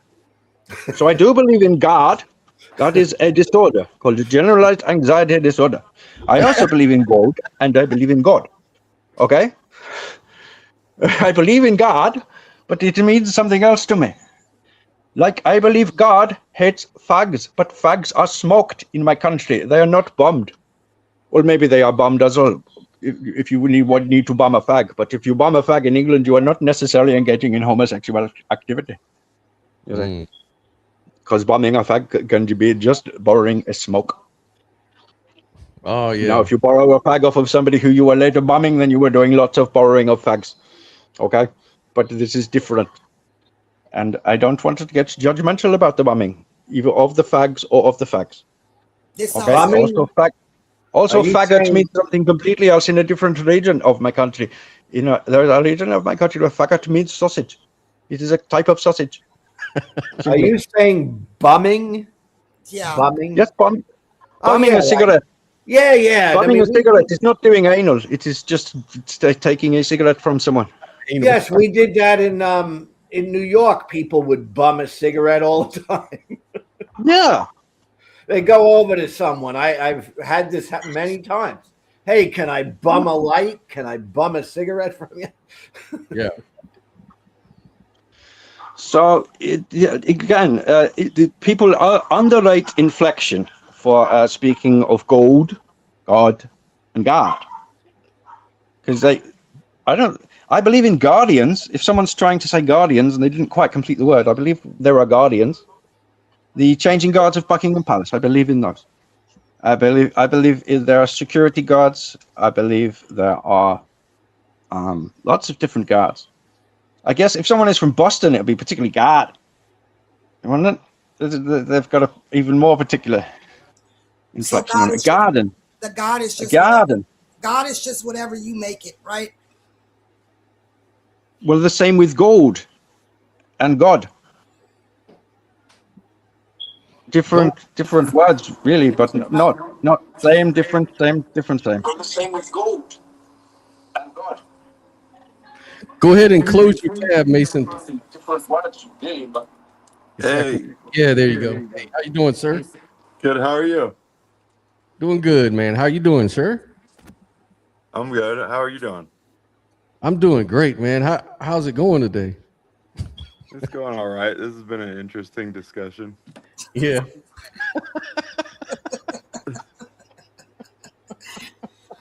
Oh, look at the doggy. Oh, The what's the puppa. dog's name? That one's Lottie Dottie. I got 17 dogs. Damn. Yeah, that's cool. The crazy dog lady. The crazy dog lady. I was wanting to know if I could read something for you guys really quick. Oh, that's a cute one right there, Juanito. I was wanting to read something from my theology that I just wrote kind of recently that kind of will give everyone a little idea about it. Go ahead, man. Go for it. So, Dark Lightism is a unified framework offering two compatible expressions of the same underlying reality, one for the heart and faith in the theology, and one for the mind and evidence in the theory. It is fundamentally naturalistic and non-supernatural in both forms. No miracles, no. Uh-oh, you broke up. Damn, he froze. It's Wi-Fi. It's your Wi-Fi, bro. Oh, well, There you go. I was trying to read from the other screen, and I guess it cut me off a little bit. Well, I guess I can't read from the other screen, so I can't read it. All right. Well, Lou, let's hear your thesis, Lou. About what? Your thesis. I'll tell you what. I didn't know the LFM was original. Like original to Sophia. I had no idea about that. I think that she did an amazing job. And if this was a debate, I think she won. Yeah.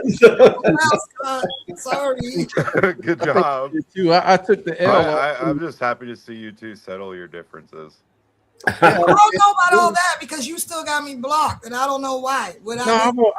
I just didn't want you to keep trolling my I was not trolling. man. But yeah, okay. I'll unblock you. Shit. To get back together. Shit. So maybe And you gotta meet the rest of the people that have joined me. Like Alex K from, there's this channel that they talk specifically about idealism. And yeah, they interview people like Donald Hoffman's people and all kinds of really big names and everything. They're really big. They always come to my show, man.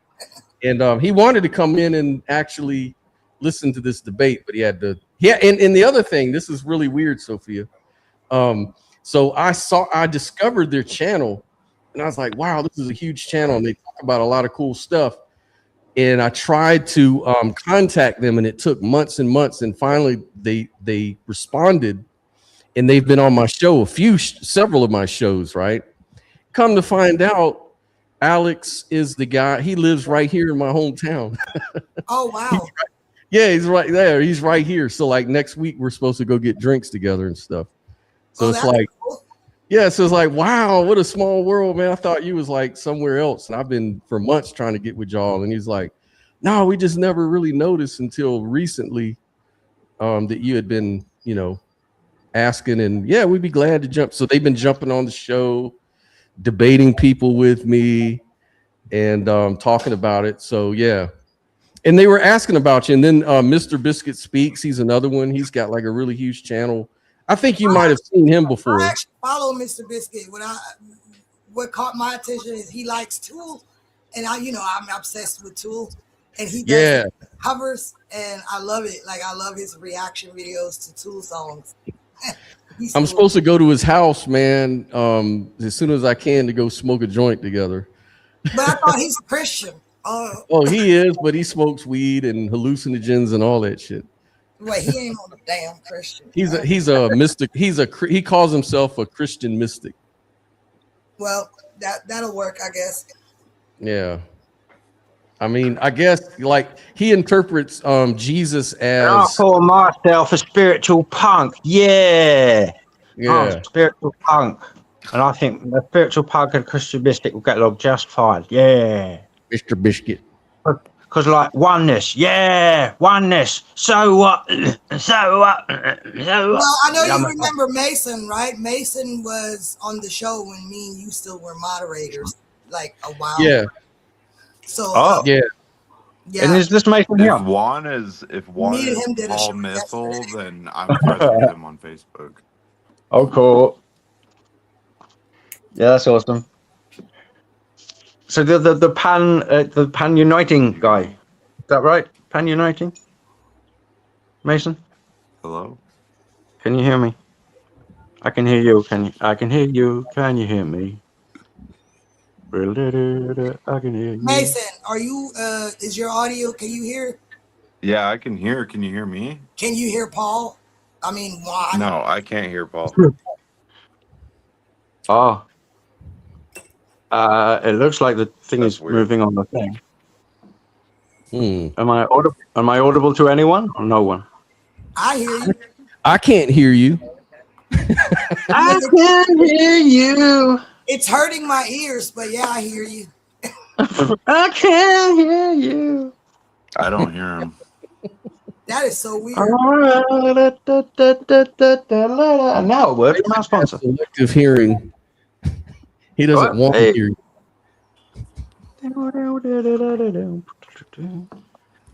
Yeah. I'm just gonna leave and come back. Okay. Let's see if that works. Yeah, come on back in. But yeah, that's cool. Juan also wanted to say something about maltheism. I can hear Paul. And polyatheism. You know polyatheism? Polyatheism? Yeah, everybody can meet at least there, I think. If we start outside, we do not agree on anything, and we take one step towards agreement, we can say polyatheism. There are gods in which we do not believe. There are at least one.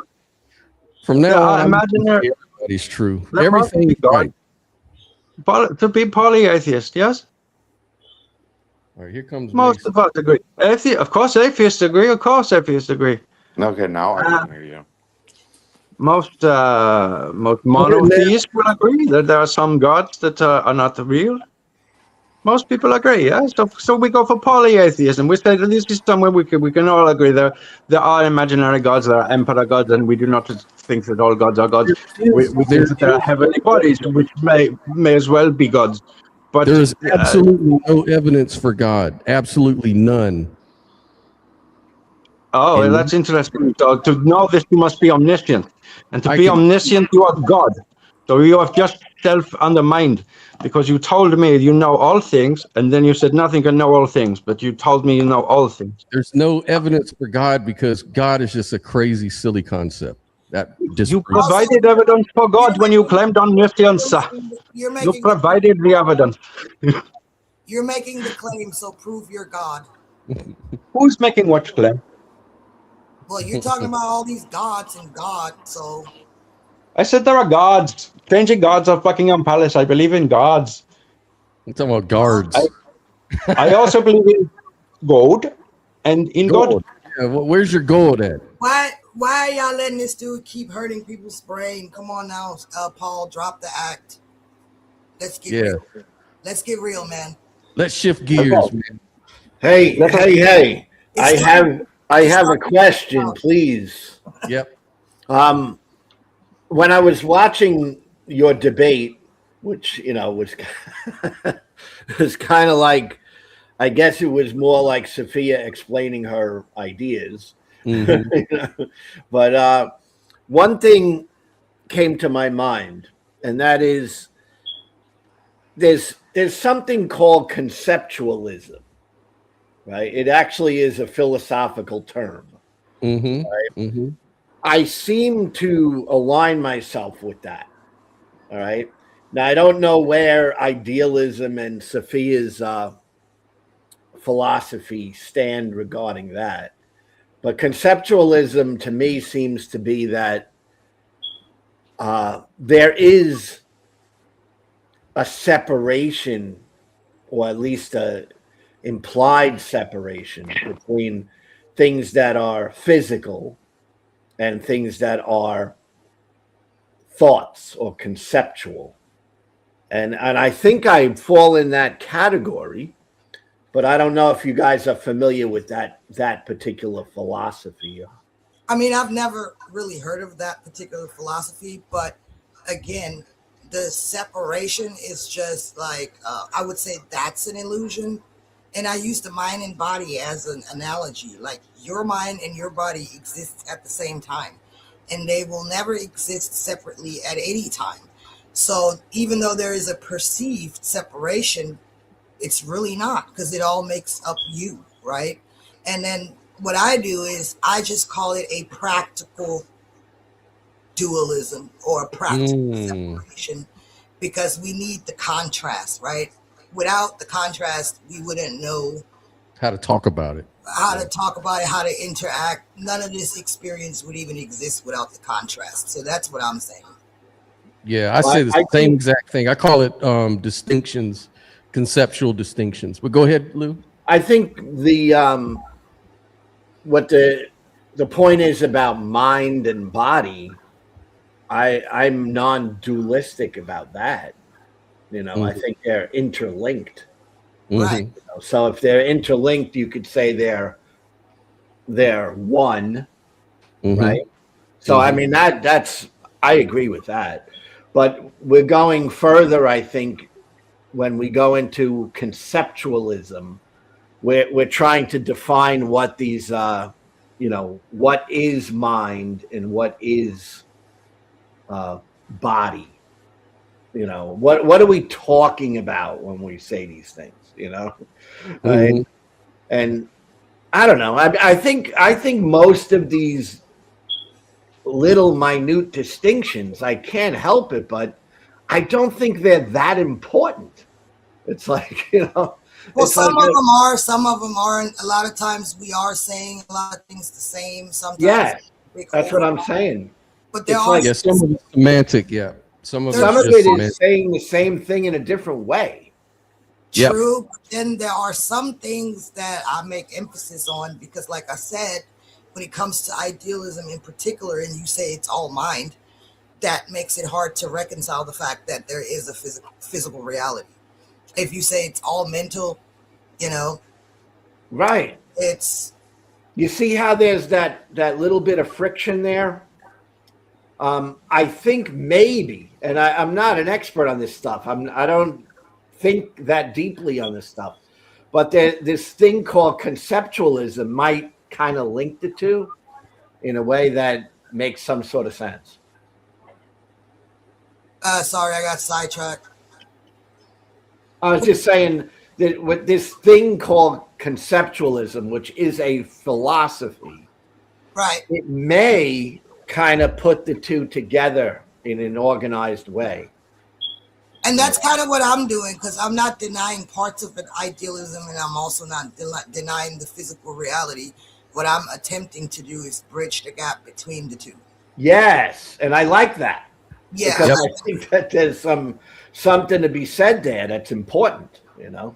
And that's Yeah, all like non-dualism doesn't deny conceptualism at all, actually. Like the only thing it does is it dissolves that split between mind, concept, and world, and it just turns it into one unified experience. So it doesn't deny conceptualism as a philosophy. It just kind of reframes a lot of things. I'm more referring to the idealism part of it. So idealism is an ontology, and conceptualism is an awareness. So like concepts appear in your awareness, like you conceive of things in your mind. So it's a mind thing, right? Yeah, so it's like a perspective that develops. Right, and so that's where they fit, because like idealism would like to say that, yeah, all concepts appear in the mind. So yeah, that's true. And then conceptualism would say, yeah, that's true. But then conceptualism may further go and say, well, ontologically, there has to be a difference between the body and the mind, that the body is what gives the mind its life. In other words, the mind emerges from the body, you know, on physicalism at least. And maybe some forms of conceptualism would say, this makes sense. There's two different concepts. There's the mind and the body. And so the body is different than the mind. So it's dualism on that level. Yes. But it's almost like not so rigid. But the problem is how, you know, the problem that philosophy is asking, not just idealism or anything else. It's just the question of philosophy is, how do you justify or warrant the idea that they're separate when all you really start off knowing is that they're the same? They're all a concept within the same, you know, mind, right? So how are you getting to, oh no, actually they're different. It's not, it's outside of my mind. The body is outside of the mind. It actually gives rise to the mind. Yeah, so, I don't really see it that way. Okay. You know, I see it more like there is a there literally, to me, seems to be just a perception issue. Yeah. At the core of this, when you get really deep and you drill down really far, it kind of is just a perception issue. Yep, that's all. How are we looking at this? How are we seeing it? You know, how are we feeling this? These are perceptions. Yep, and that's all we really have, because that's the starting point. Is everything appears to us through our interface, like our perceptual interface. So that's all we have. That's all we really have. Scott, I want to ask you, because this might challenge you in a way. Mm-hmm. If that's true, and I agree with you on that, all right, is there really an ultimate answer at the end of all this? You know, like if it's perceptual, it's like, you know. I infer that there is an answer, if that helps. Like I can conceive of an answer, put it that way. I don't know the answer. Like because I'm never outside of my, again, we're just looping back around to the same problem. Yes. And that problem makes the, like if you say I'm an idealist, or I'm a naturalist. I'm a materialist. All these words, right? Mm-hmm. And we put ourselves in a box when we use these words, right? Because we're putting ourselves in a particular spot that someone defined as this philosophy, all right? Mm-hmm. And is that really necessary? I guess is my question. Like I don't really put myself in those boxes, although I feel comfortable identifying with some of them because I'm like, yeah, I kind of firmly fit in there. But I mean, are we really talking about what is true ultimately when we get into these things of, let's say, idealism versus another materialism or whatever? I mean, are we really talking about absolute facts or things, or is it more just about perception, is how we're perceiving things? Yeah, and it's about how we perceive something to be less true than something else, not necessarily more true than something else, if that makes sense. Because you can say like 2 + 2 = 4 is a conceptual truth. There is no, like we had talked about this. I think we were doing a guy was trying to the other day we were talking about that. Right. So we can say, well, yeah, we all agree it's true. 2 + 2 = 4, but it's a conceptual truth, right? Is it a real capital T truth? I don't know, but we can say it's true, and we can build our world on it or our reality on those truths. So it's kind of like the same thing. Like 2 + 2 = 5 is less true than 2 + 2 = 4 because it's just a perception. We can't really say it's true. It's just a perception. But it just seems to me I lean towards 2 + 2 = 4 because I can map out a logic better, easier. And it's the same thing with idealism versus physicalism. It's the same way. It's like for me, an idealistic like worldview is something like 2 + 2 = 4, while physicalism is 2 + 2 = 1,000,000. Yeah, but like, you know why that is? But wait, someone like me, I don't really try to jump into these boxes. It's like I think physicalism, when I hear you talking about that, I would say, no, I'm not a physicalist, So I could say, no, I'm not there. But I can't see myself jumping into the box of idealism. I'm just not in that box. Yeah. I mean, that's not to say it's not true. It's just saying I don't feel comfortable. No one likes boxes. In there. Yeah, no one likes boxes. And for me, boxes seem like you've copped out. It's almost like, I throw my hands up. It seems like this makes more sense. So I'm an idealist or I'm a physicalist. It's like you're just kind of jumping in a box but what Sophia's doing, on the other hand, is she's trying to take all of the information and all of them and treat them as data points and then kind of come up with what makes more sense to her into a way that she can explain it, And that's what I like better than just jumping into boxes, like you say. That's why I came up with, I've got different physicalist views that I espouse. I've got different idealistic views, like the one I just mentioned, the integrated idealism. So it's like borrowing a little idealism with a little dualism. And so it's kind of like a dualistic idealism. It's saying that there's both the physical and the consciousness at the bottom.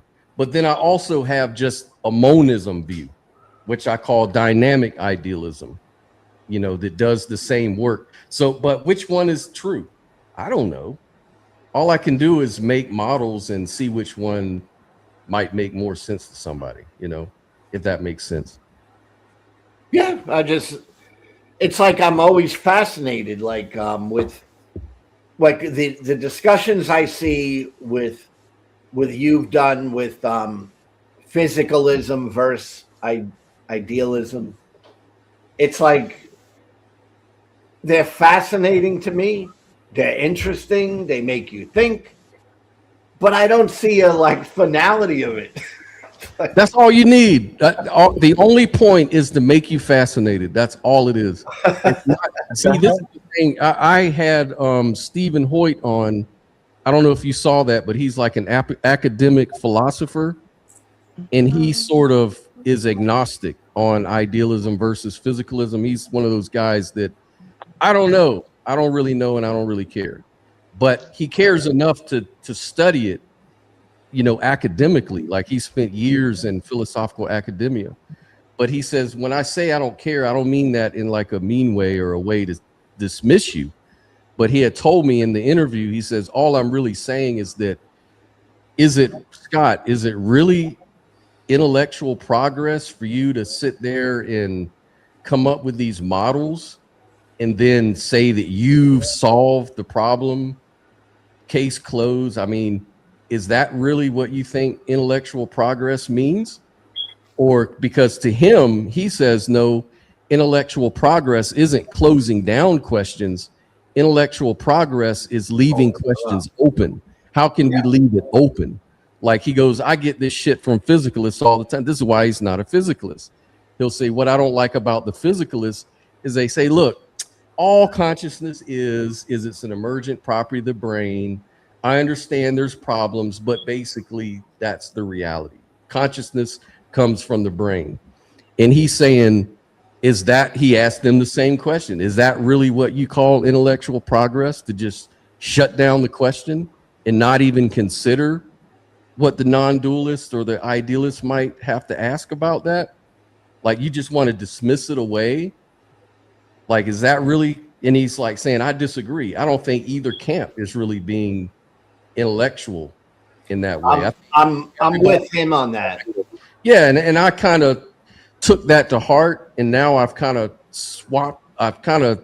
shifted a little bit because that kind of resonated with me. I'm like, yeah, that it seems like a more skeptical view would be to leave it open, not just close it down. I do call myself Brooklyn Lou the skeptic.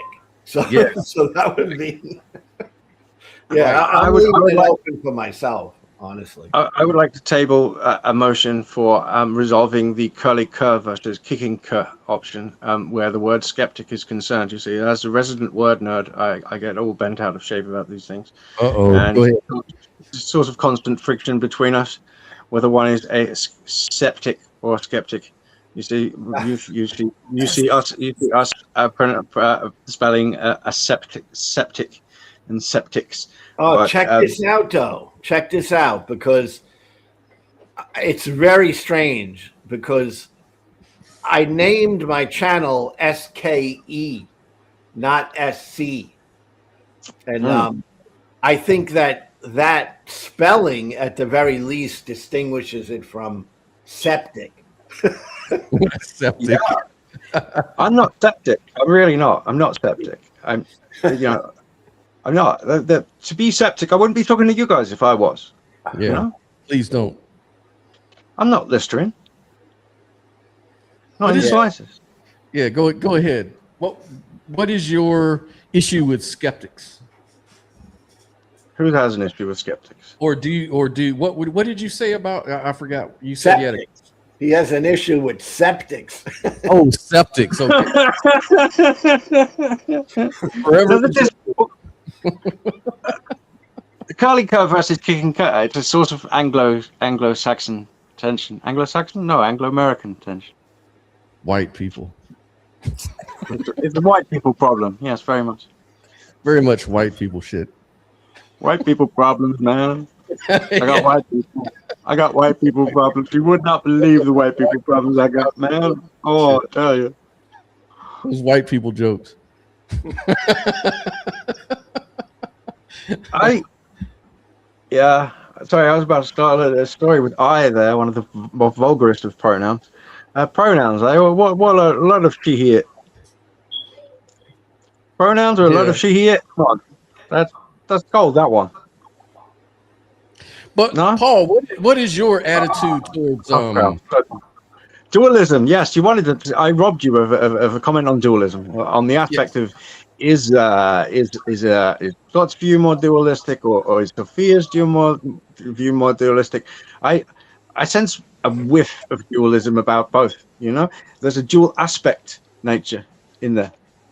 Okay, the dual aspect of there is consciousness as felt experience, and there's consciousness as showing up as physicality on what you might call the screen of perception. And so there's something that a dualist, if a dualist was trying to pull you over to their side, the dualist would point at every point at which both of you are saying the things that you're saying about the physical and saying, well, yeah, okay, you're denying its fundamental existence, but you're still putting a dual aspect on what is a consciousness first view. So via that route, they would try to win you to their side. They would try to say you are in the dualist camp, and you know, they'd be within their rights to try that. But then I think both of you would sort of dig your heels at some point and say, well, no, you're actually slightly more, you lean monistically, right? Okay, and so you are perhaps dual aspect friendly monists. Okay, you are a dual aspect adjacent, which the dualist will say, look, you're talking about my thing. Yeah, if they're that desperate for numbers, which they probably are. So I don't see many around. Do you? That's what we were trying to get down to. Is I was trying to point out all those examples, but what Sophia is saying is that no, I'm saying that what we see as dualistic things or objects are simply expressions of the same substrate. So it's not dualism. It's just the way that the primordial consciousness is generating or how matter is arising from primordial consciousness, and she gives a mechanism for it, which is frequency. Yeah. So she on her view, she's saying this is a non-dualistic monistic view, and we were trying to figure, and it sounded to me like dualism 100%. Well, and I'm just asking you, what do you think? So I don't think that. Yeah, it's a contrast that's happening within consciousness. So it's not separate, though. It's just like I was saying earlier, if you have a psychological state change, that doesn't make you two people. Right. Yeah, and you know, keeping in mind, like, shit, looking at some of those researches about like split brain and stuff, if you split your brain and there's no longer a unity, you've got two different perspectives going on within the same conscious mind, or the same mind, or actually you've got two minds within the same consciousness. Now, it used to be that people like Sam Harris used to say, oh, this is proof for dualism because look, you can sever the brain and you've got two consciousness going on. But what they've debunked is that they've debunked it, and now they're saying that no, there's actually just still one stream of consciousness. It's just two perspectives within the same embodiment. So then someone like Alex O'Connor might come along like he did, and he asked, what's his name? I think he was talking to Sean Carroll or somebody. And he says, well, couldn't the universe be like that? Couldn't reality just be kind of like that split brain? I may need to go and shout. Sorry, I'm going to come off.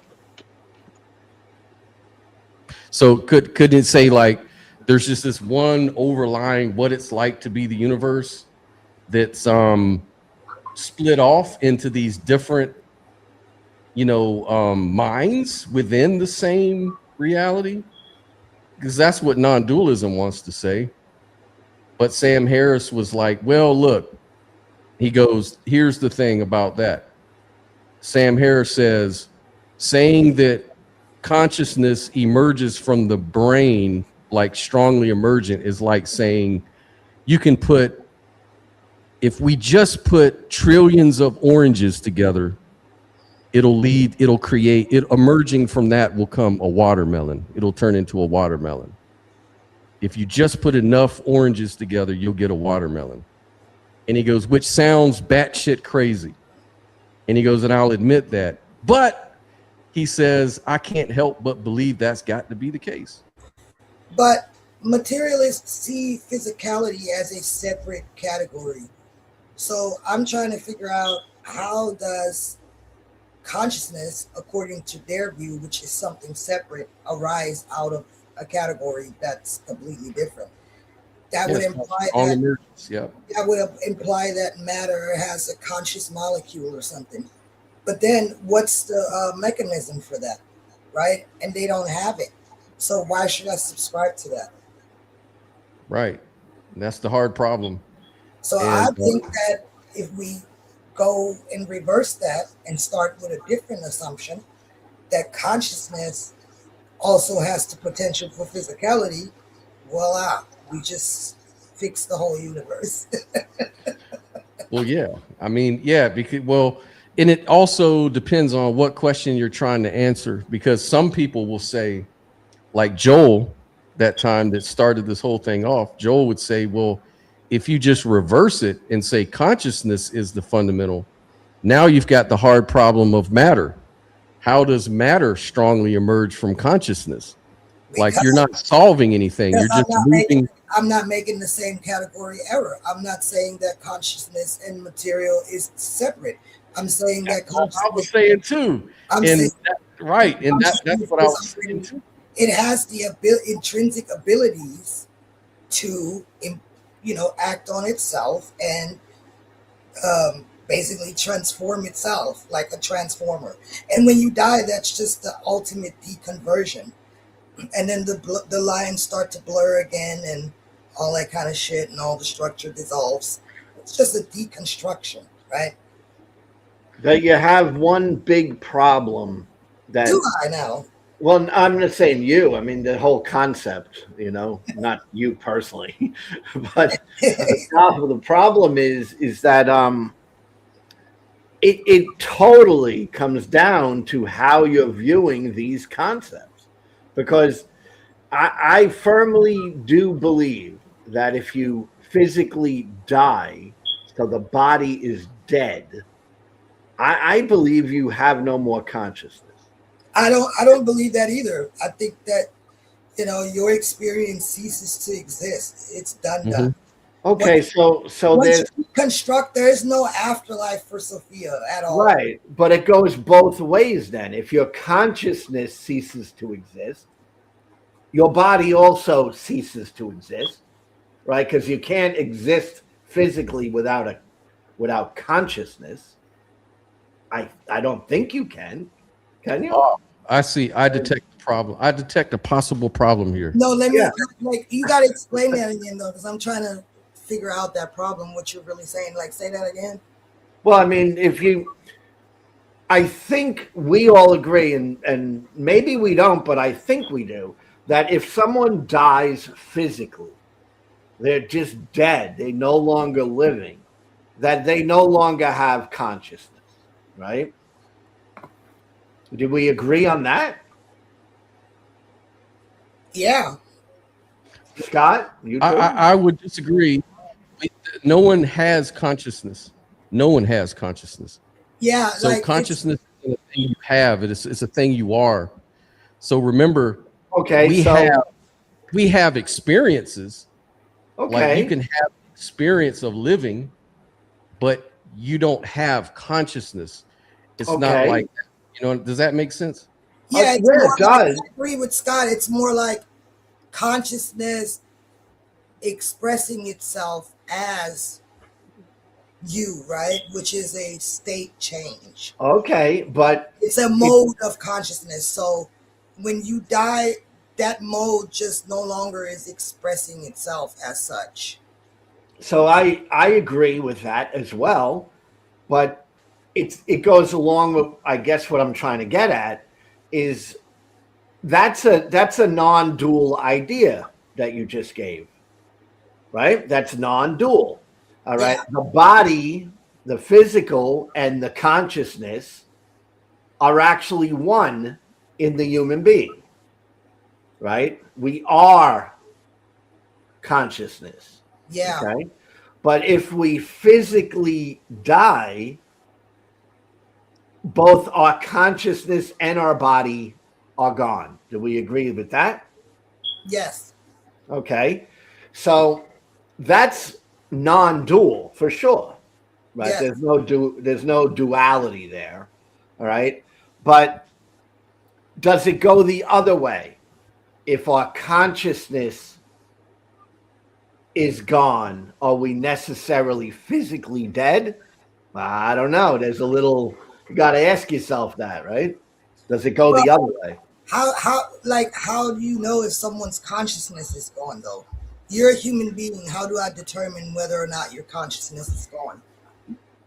I would say in science or medicine, it would be what we would call brain dead. Okay, but wouldn't you say there has to be an inkling of your mentality still present? Because I don't know. I don't know the answer to that. Once you're not dead yet, so there has to be. I don't know. I don't know how that works, and I think that's a question. I guess I'm sure when you're on anesthesia, let's say when you're on anesthetics and they put you to sleep, so to speak, and you're unconscious, although they say that, right? You lose consciousness. So the way I would put it is that it isn't that you lost consciousness. Consciousness simply lost you, because the physical body has changed in its structure that will not allow for consciousness to have you anymore. And so mind and all those processes sort of end as far as we know. Let's just assume that's the case, because I don't think that's really what's going on. Apparently, I thought it was, but as I've come to learn that actually, if they really did annihilate consciousness in your brain, you would just die. You would be dead. You'd be dead. That would be the non-dual idea. Right. If there are still signals coming from your brain, then some of your mind is still active. I think there may just be some type of static interference, if you want to call it, or something. It's like an interruption to the interface. So like if I could use an analogy, like say, you've got an ocean, there's a storm going on, you've got all these waves and all these things. Well, each and every person is that wave. Maybe you're like one of these waves. But the storm goes away. Let's say the storm goes away, and this is analogous for getting anesthesia put in you. So now the storm of your mind flattens out. Now it's just the ocean. But in my ontology, that just means the boundaries are dissolving, right? Yeah, it isn't like someone took the wave out, put it in their pocket, and walked away. Right. The ocean's there. It's just not doing wave stuff. That's all. We can say, or going along that line of thinking, we could say that when someone is unconscious but still living, they're not totally unconscious, right? Right. It's just a word we use, but it's not absolutely unconscious. There's still. That's right. That good point, because that's what Sophia was trying to. Sophia was actually saying that that's her problem, is that people get confused on that, because really what's going away is your mind. Your mind is going to sleep, or your mind is just not there. But the consciousness is something different. That's what's keeping you alive. That's what's keeping some kind of realization going. Because without that realization, how is your heart going to keep beating? How is your lungs going to keep? There has to be an inner awareness of every function in your structure that has to keep going. Yeah, if consciousness is gone. The primordial condition in my model is the foundation of life. It's life itself, right? So without it, you don't exist. Period. Not in my ontology. So your psyche or your mind is just a small fractal of consciousness integrated into your interface we call a body or physical body or whatever. Or brain, That's enough to keep your little body alive. You're just like a dot in the universe, something like that. But I think it's interesting that we use these words that may not be completely accurate. When we say someone is unconscious, they're really not completely unconscious. No, they just lack a whole lot of awareness, which is not enough to trigger that spin to, trigger that state change. So something interrupted that interface. They're unminded. They're unminded. They're not unconscious. They're unminded. Like if you drink too fucking much, you're interrupting that interface, and of course, you're not gonna remember shit. You're gonna be all passed out, and we call that unconscious, but you're still alive, though, right? Like one thing people say, this also kind of gets under my skin a little bit. I like to correct them. Is a lot of people that are now sort of, I notice a lot of people these days are starting to look at consciousness as more ubiquitous, and they're starting to take it a little more like a real thing. And so now what's kind of starting to be trendy to say in these fields are, oh, well, consciousness is on a spectrum. And that one gets on my nerves because it's like consciousness is not on a spectrum. Maybe intelligence and cognition and expression is on a spectrum. But consciousness wasn't on a spectrum. I had friends with those. I had an Amstrad, and I had friends with Spectrums and Commodores and Amigas. I got a bit envious of the Amiga owning people, but I had an Amstrad, and quite a posh one too. It didn't have a green screen; it had color, but the Spectrums were cool. But there was. I don't think the ZX Spectrum was conscious. At least I hope not. Well, it's like saying, you know, I don't know, you're a little pregnant. Pregnancy is on a spectrum. You can be 1 month pregnant, 2 month pregnant, 3 month pregnant, and everyone has its own defining quality to it. You know, it's different to be 6 months pregnant than it is to be, you know, 1 day pregnant, right? There's a different aspect to that. But you're either pregnant or you're not. It's not like it's on a spectrum of pregnancy. It's on a spectrum of expression, you know? Yeah. Yes. And so, so that's kind of the problem too, Lou, with it, is that sometimes we're just with these words, if you just get the concept a little bit wrong, it can throw the whole fucking thing off where you're not understanding. Like me and Sophia, like just one little thing threw the whole thing off for me where I couldn't understand what the fuck she's talking about. Like, and you went into saying, and I agreed with everything. And everything else. Yeah, I'm glad that we can swear and cuss. It's so liberating. Yeah, I'm sorry. Did I offend you? No, I'm glad that we can do it. I think that the Church of the Streetwise should have a hymn that the Sunday school kids could come in and sing called Vulgarity is Purity. Vulgarity is honesty. Vulgarity is purity. That's right. Or at least it's purifying. It's very purifying. And words are ineffable. And that's part of the problem too. Sometimes we talk about stuff and like, if you really think about it, you could never really explain the color red to someone who never saw red before. You know, you would just be telling them shit that's like, what the fuck are you talking about? You know, if you're I would say, what color is London? Picture words anyways. It's hard. I would ask, what color is London? If they don't know what red is, I would say, what color is London today? And if they don't know what color London is today, then they haven't been watching. Right? I couldn't explain what the color of red is. Sorry, this is advertising, isn't it? Well, go ahead. I couldn't explain what the color of red is right now, even though I know what it is and I've seen it. I couldn't explain what the color red is. Yeah. And it's like when you talk about things like consciousness, especially, it becomes really deeply problematic because it's like, what are you talking about? What do you mean consciousness? And some people don't even like the word, you know, and some people look at it like they confuse it with, oh, consciousness is like when you're thinking. And then other people are like, no, that's not consciousness. Consciousness is the awareness of thinking. Or, you know, people have different ways of defining the term.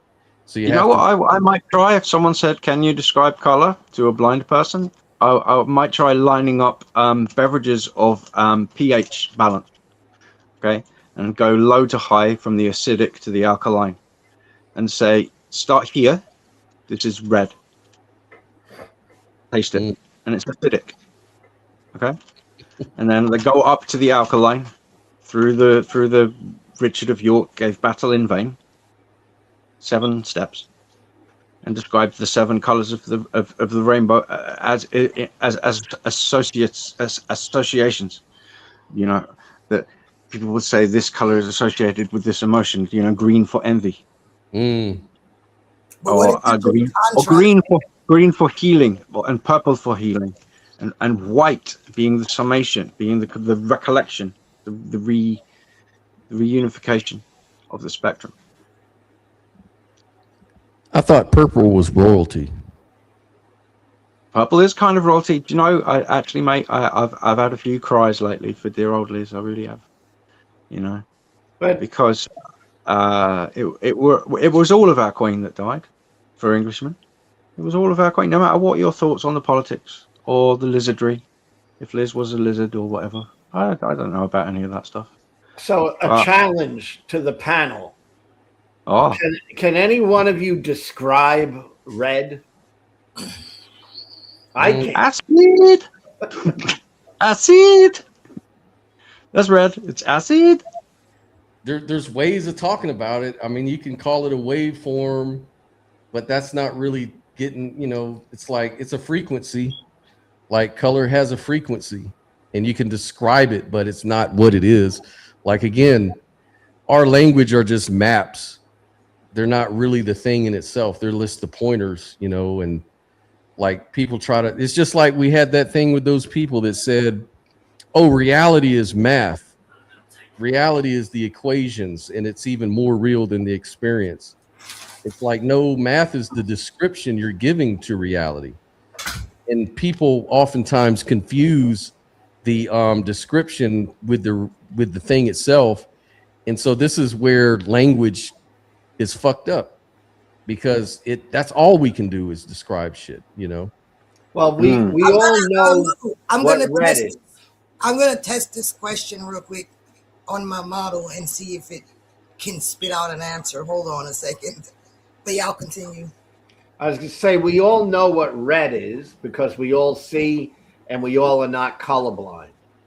So when we talk about red, we can understand each other. But literally, we can't describe what red is. So it's just unusual, right? We can't really, I mean, I can't describe what red is. Hey, Lou, are you vibe, man? Red is a vibe. It's a vibe, and it's an acidic vibe. It is a low vibe color.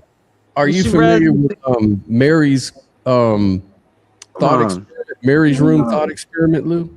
No, I don't know what that it is. asked this question about color.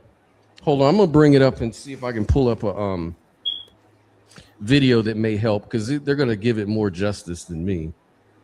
Hold on. But if you ask dog what is red, if you ask dog, you have different answer. He would probably have the right one. Maybe bat, they have different answers too. Well, bats see reality more real than we do. No, I'm just kidding. Dolphin. I like to have dolphins see reality. So y'all want to hear what the LFM model says it is? Please. Yeah, please. It's quite interesting. It says red is not a psychological perception or a secondary appearance. It is a literal, objective, geometric property of the primordial condition. Specifically, it is the lowest frequency state of visible light, where the infinite potential energy of the uniform field observation squared slows down and restricts its spin, making the threshold of the phase transition into dense manifested matter. Interesting. Now that's what I said, but in posh. That's what I said. In posh. That's what it is. I said that, but whatever your co-pilot there is put it in posh. That's totally what I said. But if you say that to somebody without just saying red, they ain't going to know what the hell you're talking about. They're not going to say, oh, that's red. Right. But what would be a simple way to say this? Like, does anybody have an idea? Well, yes. My answer is always the same. It's like when you talk about what something is, then it's an experience. Red is an experience, fundamentally. And the way you know experience is through experiencing. So the way to know red is to experience red. And it's just like with consciousness. If you want to know what consciousness is, it's experiential knowledge. There's the words are just intellectual knowledge. The words are conceptual. It's how we talk about it. And like I said before, language is ineffable. So language is a different category than the experience itself. And so language will never capture the experience of red. Only an experience will. This is why I say experience is fundamental. That's what I mean by consciousness is fundamental. It's the basis of knowledge. It is knowledge. Anything after that is just language, semantics, trying to talk about it. But that isn't the thing in and of itself. You'll never be able to explain any experience with words because words are too much of a different category. The only way you're going to know what something is by experience. Right, but can you actually call it a full experience yet before that? Like, just take a baby, for example. Does a baby experience the color red? On physicalism, as soon as you're calling it something, you're using language already. Well, physicalism says that the fundamental nature of reality is what we can describe. That's what physical means. Physical is a measurement. Physical is like when we talk about what is the physical is that which can be measured, observed, tested, verified, and predicted on. That's what if one is with an ism, then the ism is an anti-ism dispositional ism. This is an ism that I have. Base. Yeah, physicalism is the reduction base. And you can't get reality from a reduction base. You can only. I'd like to define it. Radical moderacy. Because radical moderatism takes radical moderacy into a whole new ism, and you don't want another ism with moderacy. So you only take moderacy so far. Radical moderacy, some may say, oh, that's a Buddhist ideal. Okay, so what if it is? It's just saying Buddhism in another way. That's fine with most people. Maybe there are side effects of Buddhism that, if you're practicing Buddhism, that you should speak to a specialist. But, this goes back to the Mary's Room. This is why the Mary's Room thought experiment is a challenge to physicalism, because physicalism says everything that is real in the world can be described by physics. It can be described in mathematics and everything like that. So that's what it is. It is the things you're describing. But there's this thought experiment that challenges physicalism on that. And this is what I kind of wanted to show Lou real quick so he'd get an idea what I'm talking about. Imagine a brilliant neuroscientist named Mary. Mary lives in a black and white room. She only reads black and white books, and her screens only display black and white. But even though she has never seen color, Mary is an expert in color vision and knows everything ever discovered about its physics and biology. She knows how different wavelengths of light stimulate 3 types of cone cells in the retina, and she knows how electrical signals travel down the optic nerve into the brain. There, they create patterns of neural activity that correspond to the millions of colors most humans can distinguish. Now imagine that one day Mary's black and white screen malfunctions and an apple appears in color. For the first time, she can experience something that she's known about for years. Does she learn anything new? Is there anything about perceiving color that wasn't captured in all her knowledge? Philosopher Frank Jackson proposed this thought experiment, called Mary's Room, in 1982. He argued that if Mary already knew all the physical facts about color vision and experiencing color still teaches her something new, then mental states like color perception can't be completely described by physical facts. The Mary's Room thought experiment describes what philosophers call the knowledge argument, that there are non-physical properties and knowledge which can only be discovered through conscious experience. The knowledge argument contradicts the theory of physicalism, which says that everything, including mental states, has a physical explanation. To most people hearing Mary's story, it seems intuitively obvious that actually seeing color will be totally different than learning about it. Therefore, there must be some quality of color vision that transcends its physical description. So what do you think? Does that make sense? Oh, yeah. Yeah, it makes sense. I can't help but think it's just, again, how he's explaining it. I mean, it's like if you have someone who's deaf and then they hear for the very first time, they do some sort of a procedure, all of a sudden they could hear. I mean, this is something that's life-changing and astonishing, right? Mm-hmm. And yet they could have intellectually understood hearing, but until they actually heard something, it wasn't the same thing, right? And I think that's what he's talking about in that little Mary's room, you know. But what does it all prove? You know? The only thing it proves is that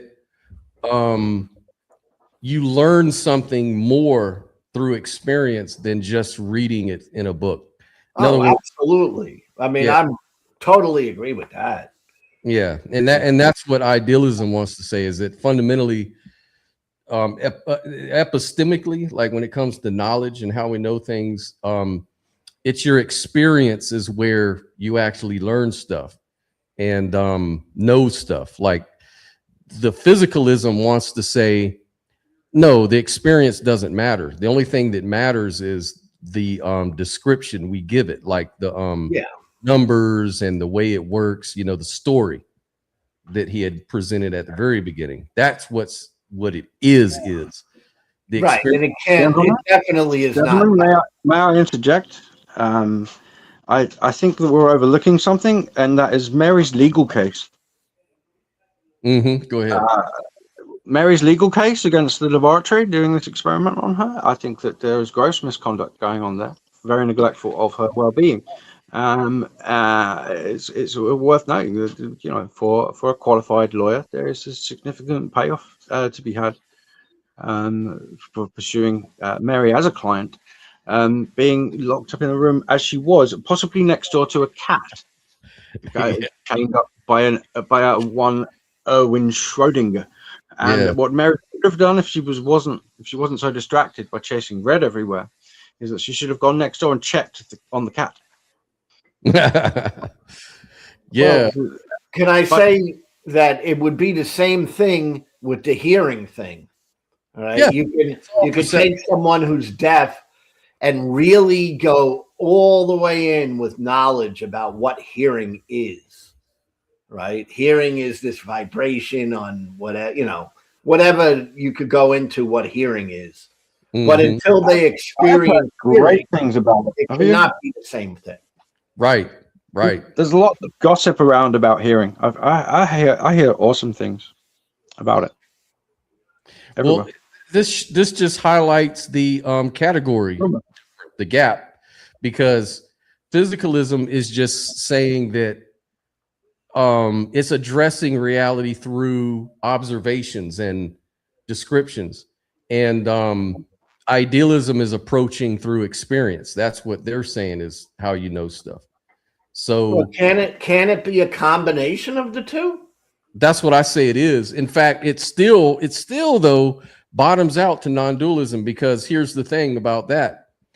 Because even your writing the story or learning the story or describing or doing the description, that is also an experience. It's just a different kind of experience. You're experiencing red just in a different way. Like there's a way to talk about red, which is through the physicalist story, like the tracing of, the ingesting the photons and it getting interpreted through your brain and then it presenting itself as a experience. That's one way to talk about it. But you're still, even that description is still inside the same thing that the experience itself of red is in. It's inside of a subject. You know, it's still a subjective, private, interpretive sort of thing. So it's only words, as they used to sing in some songs. It's only words. It's back to that is words. Yeah, and I would say you have to, I mean, just what we're talking about, I think you have to experience red in order to know what red is, right? Mm-hmm. I mean, if we don't experience red, how, no matter how many words you can tell someone who's colorblind, they're not really going to understand it. Yeah. If you pop a balloon near their head and they go, oi, and you go, you just experienced red. Because they went, oi, you pop in the balloon. And that's like a reaction, an instant reaction. You know, you face the thing and you regret it. So there is something emotionally associative there with red. So tell a blind person Sophia's model came out with. Sorry, Scott, what was the? Tell a blind person what's on the screen. Colors are just different frequencies of electromagnetic waves of specific energies. That's it. That's all you need to know. Well, yeah, if you don't experience that, is that really going to help you understand? I guess that's the point of the Mary's Room experiment, really. Yeah. Yeah. 8.2 million she settled for. I just heard. Someone took the legal case after I brought it up earlier. That someone took it, they clipped it up, and they've pursued it. They've already got a settlement, 8.2 million from the laboratory. That's amazing. Justice is swift sometimes. Colors. Good on you, Mary. We support Mary. Let's not forget Mary. Support Mary, please. Yeah, please. Not only does she know what red is, she knows why she saw red. Yep, she saw red because she was peeved. Now she knows. Chained there. And colors are just different frequencies of light, kind of like different wavelengths on the beach. It is just that different wavelengths are able to be captured by the rods and cone geometries in our eyes. Hang on, was Mary a complete bitch? Oh no, sorry, she wasn't a bitch, was she? She was a filly. She was a nice lady, man. What are you talking about? What are you saying about Mary? Neuroscientist. She was smart, man. So I agree, Scott. If you're just told the definition of red, you don't know what red is. That's right. I agree with that. Yeah, just like if you take a deaf person and tell them what it's like to hear, they really don't know what it's like to hear until they hear. That's why when you take a deaf person and suddenly they hear, it's an amazing, thing that occurs. Mm-hmm. I love seeing. They're like, it's mind blowing, Yeah. Welcome to the world of philosophy, man. It's like that's when we talk about what is something, like I think that is it art? Everyone likes to define consciousness in terms of something else, like something they can describe. And so my whole thing is that consciousness is just an experience. That's fundamentally what it is. It's just experience, because descriptions are things you have to experience too in order to understand them. So it all boils down to an experience, either way you cut it. And that's what non-dualism is saying, is that everything is just in the field of aware. Like you have a field of vision, a field of hearing. Everything's just a field of experience, So I don't think sometimes physicists and farmers object to the language of fields when it comes to ontology, because they say, well, are you talking about the agricultural field or are you talking about a physics field? And I think, of course, the physics field is more metaphorical than physical in the case of calling consciousness a field. But it's borrowing the language from physics to say, look, this is how you can visualize it. If you want to visualize it, this is how they've said you can visualize fields. So because that matches up, it's not trying to ape physics so much. Right. As it is to say, physics has provided us methods for visualizations such as a field. Okay, which isn't referring to the kind of field which may have bullshit in it. And the large concern really with non-dualism out there is not that non-dualism itself is bullshit, but it's its bullshit adjacency, because it's got some woo-woo neighbors. It's got some cultic neighbors. It's got some solipsistic neighbors. It's got some bullshit that you can step in a fertile field as you approach the area of spiritual enlightenment. So the punk in me wrote a song that said, if it's all true, as long as you don't step in the bullshit. Because I do believe that there is a bullseye to thread in the center of this fertile field. But there are patches along the way where you can, and you probably should have your shoes off if you're approaching something holy. You can plop those feet of yours straight into a cow pat if you don't know where they are, or a landmine even if you haven't cleared the landmines. Goodness. So there are landmines and there are cow pats on the approach to existential truth. And lately, I've been thinking about what does physicalism do for people that you would not want it to take away. And part of that is a bulwark against certain types of bullshit. So the mystic stuff, the woo-woo stuff, all of that. If you're not familiar with the bullshit in that area, then it's probably wise of you not to tread across that field. It's probably wise of you to stay away from that field and sort of say, yeah, okay, I could go across there, but I want to do it in daylight with all the correct equipment, and have a map, probably, not just be somebody wandering towards a bullseye without knowing what they might be stepping in along the way. And there are traps, and knowing your onions when it comes to the mystical, the non-dual, the esoteric, that's simply not enough, because what physicalism does for people is highly practical and highly grounding.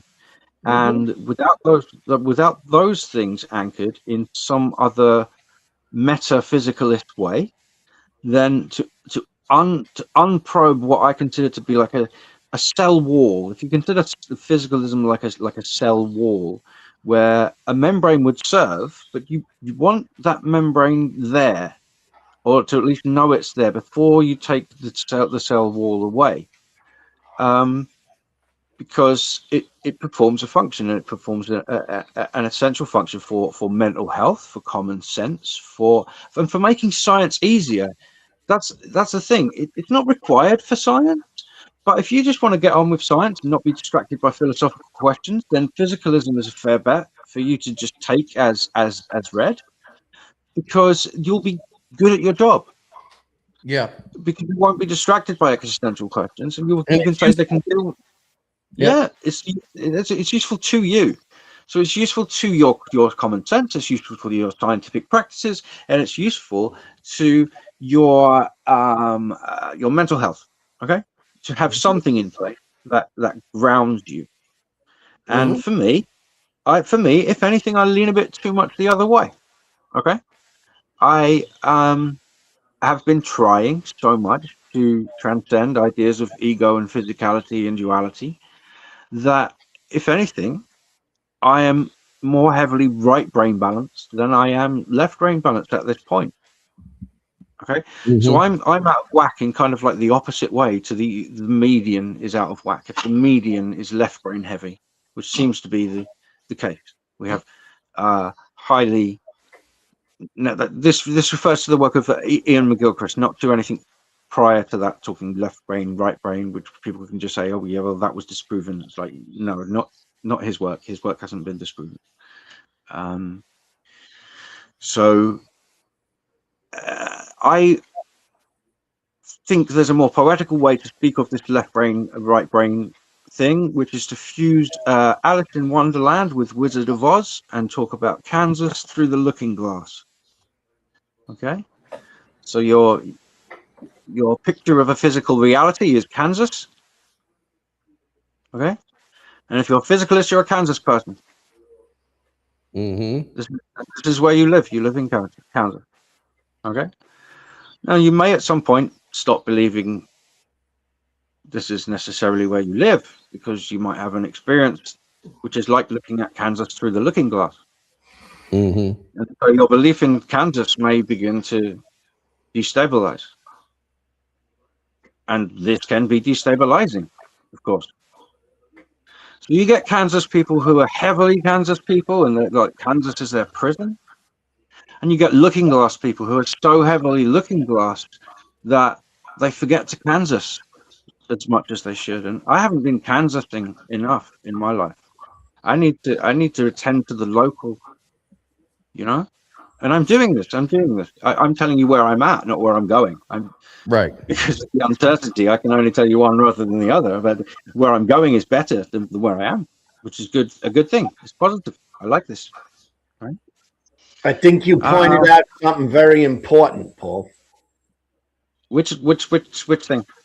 Just that there is some, I call it mental minds that you got to be careful of not encountering when you're going down the road of let's take any one of these philosophies. You got to balance them. You can't just run head first into them, you know, because there are dangers mentally. But you know, what they can do in the encyclopedia is make it rather obvious that they put together very closely existential philosophy and existential crises. In fact, existential crises will come up before existential philosophy if you put them in alphabetical order in the encyclopedia. So actually, let's put the two together so that anybody even approaching existential philosophy has a very good grounding in what existential crises are. Because I don't see a lot of people necessarily approaching existential philosophy with any idea about what an existential crisis is, because that's the kind of fire that you're playing with, not just with you and within you, but with the other people that you're talking to. DPDR is horrific. They call it enlightenment's evil twin. This is why we say don't step in the mad. It's a bit, you know, excuse the French, don't step in it. Well, there is to step in. So it's all true, apart from the landmines. Just like they say about religions was started by a smart guy who people misunderstood. Well, if we understand the misunderstandings, then we can avoid the cow shit and the landmines, you know. And if we do that, then what we're dealing with is a small bull, which is the only place where there is no bull. Okay, that's what we're aiming for. We're aiming for a bull where there is no bull, but there is bull around it. Neighbor's bull. All right, it's a large semi-bull. I guess if you're a darts guy, is it semi? Is that what it is for darts? You get 25 for getting the green bit outside the red. 25 points for that. A semi-bull. I think that's where all the bull is. All the bull is in the surrounding fields. There are surrounding fields around non-ideal ism. If you make it an ism, especially. You don't want just another ism. I think that's why we could start wearing jackets with all of our isms on them. Then we'd understand one another. Well, I think idealism is something that I can relate to, but I don't want to jump all the way in. And I think that's why, because there are landmines and there are things that can be dangerous. Yeah.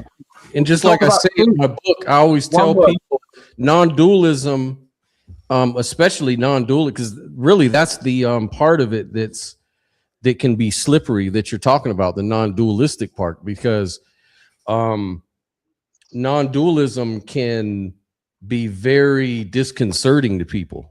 In fact, some people have actually I saw some YouTube people are saying I used to be a non-dualist and I'm no longer a non-dualist, and this is why. And I saw a lot of those. They went toodaloo, right? Yeah, they kind of went off the deep end, and it destabilized them and caused them a lot of fear and a lot of they just reached like this vertigo. And I just got surprised by that. I'm like, wow, you mean that really caused you mental problems? And you know, and people are saying, I had to see a psychiatrist about the shit. I think that could happen, but that doesn't mean it's not true. It just these are landmines. These are things you got to watch for. Because true exist through forest of woo-woo. No go through forest of woo-woo without map of woo-woo. To find true, go through forest of woo-woo with map. Yeah. With map. Back pocket, big map. You know, that's how I keep my sanity with it, is I just say, you know what? I embrace paraconsistent paradoxes, you know, like I can accept that, yeah, I live in a dualistic world that I need to take really immediately serious. Like I take it the immediate seriousness is in dualism, because, hey, if I don't, I'll be bumping into objects all day. You know, I have to take that shit serious. I can't step in front of trains and blah, blah, blah. I just look at non-dualism. I keep it in its place. Like it's just, we're talking ontology, ultimacy, and philosophy, and I keep it in that realm. I don't take that. No shame in being Zelda, man. No shame in being Link. No shame in driving by the dashboard. But non-dualism is a superpower at the same time if you take it seriously. Because then you can see the sameness with everybody, and you can see the what they call it, the symbiotic relationship with the environment, with everything else. So it's useful in some ways, but just there's like you say, Lou, there's landmines, and you have to know yourself, and you have to know what you're doing with it. You know, I think it could be very helpful for a lot of people. Mentally, I think it can be helpful, but I don't think that it's without danger, which is what Paul was talking about. I think you have to also be very careful, and you got to really guard your mind from going into utter woo-woo. Yeah. And it's not even, I wouldn't even call it woo-woo, because even in science, it's been, you know, what do they call it? Non-local realism. They won a Nobel Prize was won for non-local realism. One can clear 2 landmines with one word: bypassing. There are 2 landmines called bypassing, and once one clears those, then the road is safer. We have bypassing and ethical bypassing. If these are big landmines. Yeah, like yesterday. Here's another one. Here's a good example. Free will. Free will. Is it really helpful? What if it's the truth? What if the truth is there is? Hold on. What did Will do? Hold on, Paul. I want to know what Will did.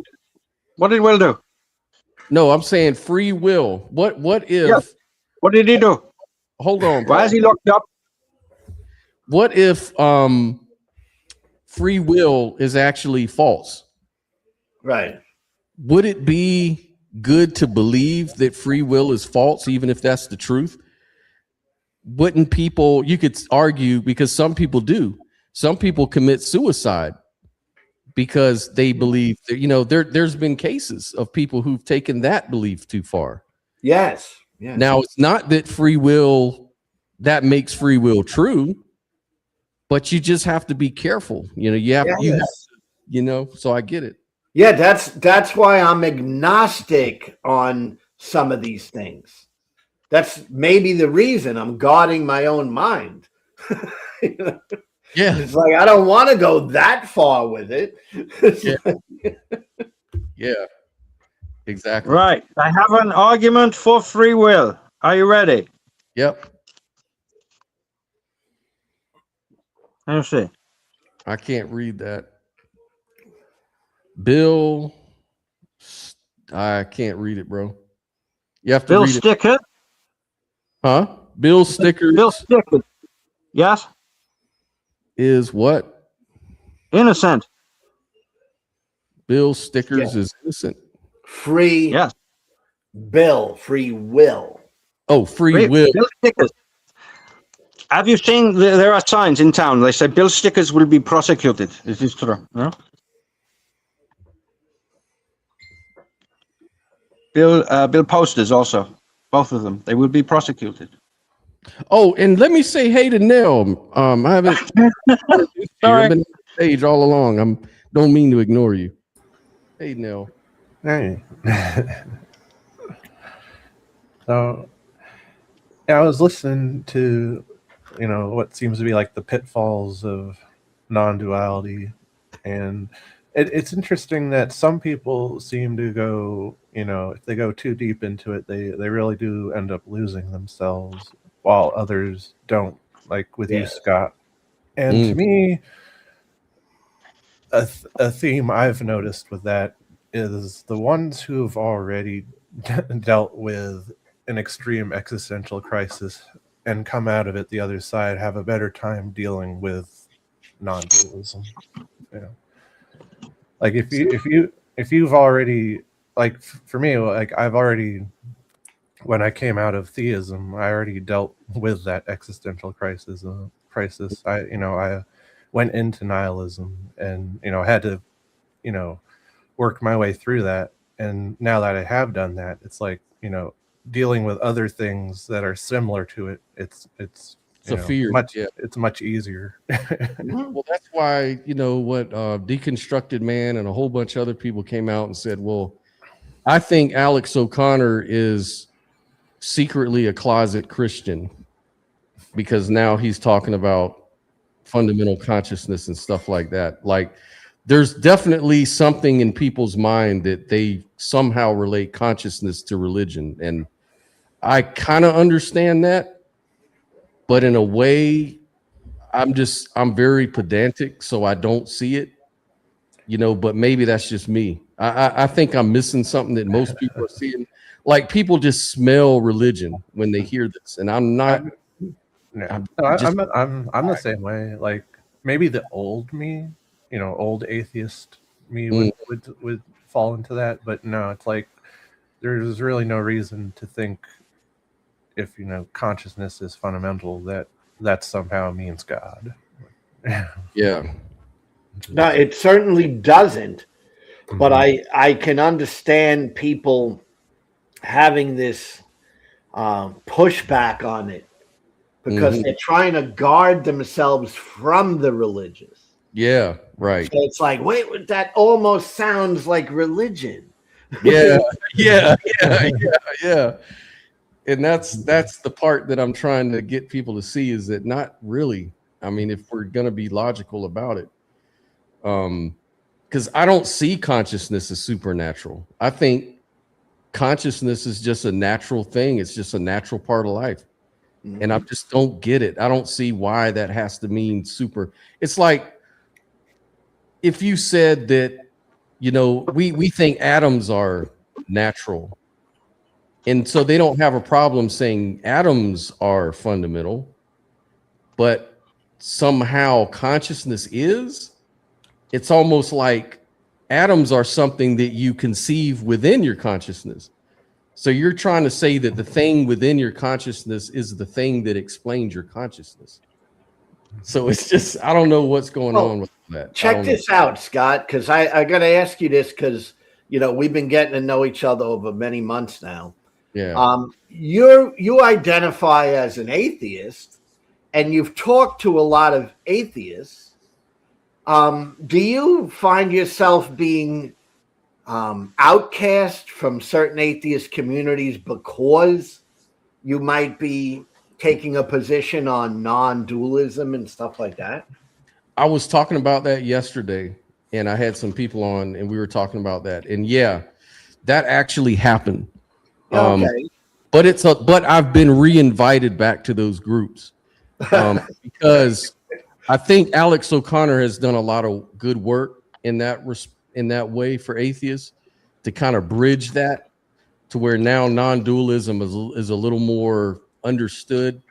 But yeah, there was a time when on these groups, I was actually one of the guys that they would select to say, hey, I want you to show up on our channel and run a fundraiser for the channel. So I used to do that. Or they'd say, I want you to come on the channel and debate these Christians. And I would do that. Or something, right? Or I want you to moderate the debate. So I was always heavily involved in all these atheist channels. That's kind of how I got started in this whole thing. But then I started talking to some of the members about my non-dualism discovery and some of my other stuff. And then they were like, then other people would jump in like, what, wait a minute, what's going on? And I tried to explain non-dualism, and they would turn around and they said, no, that sounds like theism or religion. So that's woo-woo. Yeah, and they were like, we're just gonna kind of back away from that. I can get it. Change your mind. I don't know if you've got him over there, but we saw this comedian over here. It's called Louis C.K. Did you get him over there as well?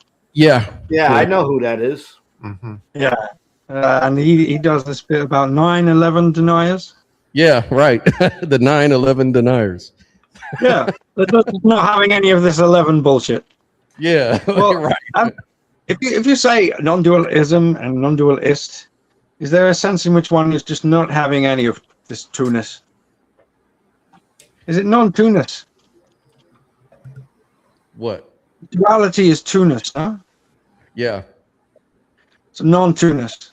Like, you can do math with it, you can play pretty games with it, but it's just math. It's a form of poetry. Two doesn't exist. Right. You made two exist in order to start doing maths, but it doesn't. What is this? If you want to call numbers irrational, then get e and pi into a different queue and call 2 irrational.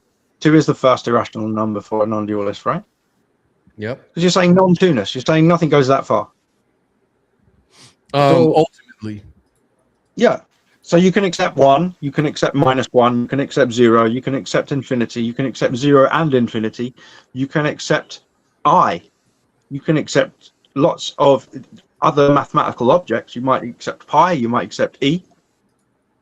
And once you've got e and pi and I, you've got your Eulers, the beautiful one, you know. Mm-hmm. With the so beautiful. I remember being clued in enough to realize what that meant at one point, but this was either heyday Paul or post heyday Paul, but this is post heyday Paul. So you know, I'm on what some call the wrong side of halfway to 90, as some of my gentleman friends also are. You know, they call it the wrong side, but there's a bright side to being on the quote unquote wrong side. There's something bright. I would say that non-dualism doesn't deny the number 2, but it does deny that two-ness reflects some ultimate independent separation in reality. So 2 exists as a distinction within appearance, but not as a final, I don't know, division of reality. It's just a concept. Does that make sense? I like it. I mean, that kind of, I know, I mean, that's the pushback, right? Like people will say, well, if non-dualism is correct, then how do you do math? How do you add things up? How do you make sense of all that? And I'm like, I just accept dualism in its place, in its rightful. I would estimate all three of you are more mathematical than I right now, but if I told you pi delta epsilon, you could work something out from that, mathematically speaking. I'm terrible at math, though. I don't even know what that means. Hey, yep. Scott, I got to ask you another question as a follow-up because I'm trying to figure this stuff out myself.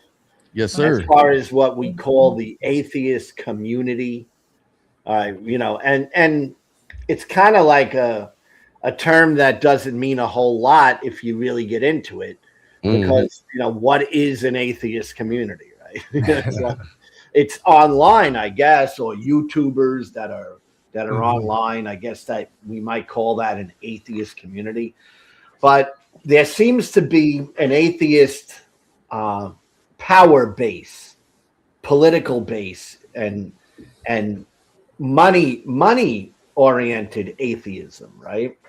So we look at conventions. You know, we have an atheist convention, and there's board members, and there's people who are profiting off this in some way, right? And those people are kind of becoming religious about their atheism, I think. Okay, so they would take your non-dualist position and maybe say, hey, you're not one of us, you know, you're not part of us, you believe in this concept that we don't accept. All right.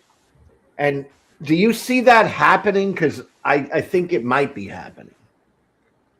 Yeah, I think so. And you see it play out like we were talking about that the other day with Britt Haley and Matt Dillahunty. Yes, exactly. Reported her to the fucking, it's like if you don't say exactly the things that they want, talk the way they want you to talk about things. What I'm talking about. There's a problem. Wait. And the gatekeepers are going to shut you down. Gentlemen, if I may point of, oh, sorry. Please go on now. I was just wondering where my atheist check is, because apparently we're getting paid. Right. Well, I'm not getting paid. You're not getting paid. But apparently there are some people getting paid. Yeah, there are. I will pay you now. I will pay you now with an argument for atheism. Now, as you know, I take pretty much the other side, right? Okay, so this is painful to me to say this. It's something that I stumbled across, and I think that there's a problem in my argument, because one of the main things I appeal to is enlightenment in order to make the case for a non-dual panentheistic theism. And so if anybody is enlightened, one would expect mind at large, if mind at large is gold, to be enlightened also. And if one achieves enlightenment through no self, then God themself is an atheist. God does not believe in God if God is enlightened. So enlightenment boomerangs on the theist if they appeal to it, because it tunnels you right back to atheism. Because this is God that they believe in does not believe in God if God is enlightened. Me and Sophia were talking about this, Paul, and yes. And on idealism, they talk about the greater mind or whatever. Yes. And that's a source of, again, language, a source of confusion, because greater mind sounds a lot like a God. Mm-hmm. There's a mind that's running everything, that's thinking, that's, I don't know if that's really the word I would use to describe my understanding of nature. I don't maybe see it as a mind, more like just a condition, like a potential for separate minds to develop within itself. So that makes better sense to me based on everything I experienced, because look, you got the problem of evil, you got the problem of suffering. It's like she had asked me, Scott, when you talk about idealism, you have to smuggle in greater mind, but then how do you explain cancer? Why does the mind want us to have cancer? Why does the mind want babies to die, infants to be great or whatever?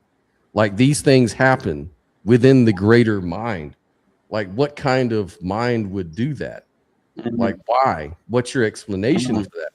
And see, that's a problem for me, because I don't see it that way. And that's where I'm kind of different than a lot of idealists. I don't really like that language, because I think that the mind is what the brain does. The mind is just something that our brain is doing. It's an activity. But consciousness, this phenomenal kind of consciousness, that kind of thing, awareness, that isn't something we have. That's something we are. So like all these mind and what it's doing is known through awareness. So there's a difference. So I wouldn't say, and awareness is neutral. Awareness isn't personal. It's just the stage for your mind to play all its games and shit. Yeah, and for me, it's like, even though, I've gotten a much better understanding of idealism, and even though I'm not an idealist, if I were to put on an idealist hat, like, it makes more sense to me that this fundamental consciousness would be described as a simple universal consciousness. Yeah. Like, because I'm also coming at it from a naturalistic perspective, and to me it's like we get simplicity first and then complexity later. And so to me, the universal consciousness would be more of like, that as Scott and others have said, it just like pure awareness, like base consciousness, I guess you could also call it. It's just, to me, it sounds much more like a force of nature, an impersonal force of nature, than a personal thing. And so to me, then if that's what fundamental consciousness is, to me, that's, at least, according to my own understanding of how I've grown up to be what God is, that doesn't sound like God, so I wouldn't call it God. Right. It doesn't prove God. Exactly. It just. And Nell, may I ask, you ruled out God, but what about gold and God? Gold and God? Yeah. Yes, you see, these are the ones that I've heard of, and when I hear God, I hear, are you trying to say God, and are you talking about the verb to God? This is what gets lost in translation. I mean, here's my whole thing about it, though. Like, even though I'm saying that I wouldn't call that God, like, to me, there are other words I could use to describe the totality of the universe, even if it's, universal consciousness. But if other people want to call it that, like you, like, I don't have an issue. I don't have an issue with that. Like, I'm not going to be fucking Matt Dillahunty and get have a mental breakdown over the word spirituality. No, I have a treasure map for you. In fact, for all of you gentlemen, Nell, Lou, Scott, everybody, I have a treasure map for you. What Matt Dillahunty doesn't want to talk about, dig there. Yeah. There's the treasure map. He definitely doesn't like the word spiritual. He says that's nonsense. If Matt Dillahunty likes to talk about it, it's probably irrelevant. If Matt Dillahunty doesn't like to talk about it, dig that. What I don't understand with Matt Dillahunty is, why all the aggression, bro? Like, I called in one and I just tried to explain my view, because they asked me, they said, no, you're dancing, or just explain your view. Explain your view.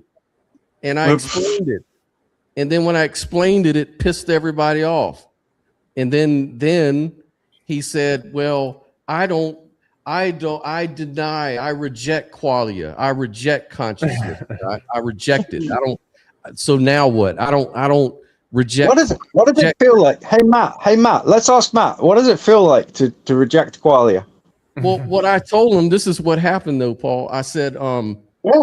What does that feel like? I want to know what it feels like to reject qualia. I've never tried it, but I want to know what it feels like to do it.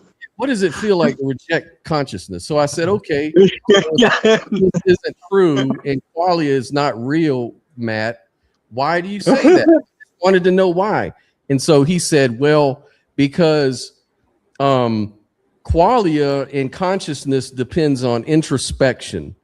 And science has shown that introspection can be it is unreliable. Yeah, that's what he said. Science has proven that consciousness and qualia are unreliable because they depend on introspection. Introspection can be misleading and unreliable. And I said, okay, how do you know that introspection is unreliable without appealing to introspection? So then he goes, that's a dumb question, and you can just get off my line, jackass. And he hung up on me. Wow. And it's like that to me, that tells me everything I need to know about Matt Dillahunty. That's very interesting. Yeah.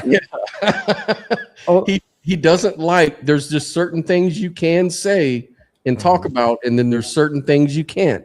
And this is the problem. And I pointed that out when it happened to those communities that were also having a problem with me. And they were like, no, Matt was right. Matt was right. That was unfair. That was really unfair of you. Like, no, I'm just asking a fucking question. It's like, let me get this right. So you guys can shit on theists and Christians all day long with questions like that. But as soon as somebody does something like that towards your view, it's a problem. Yeah.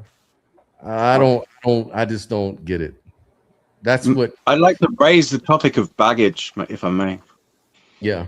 God baggage. This very often an atheistic approach to the conversation will start with, hey, look, you have to define it. You're coming with the God. I've no idea what you mean.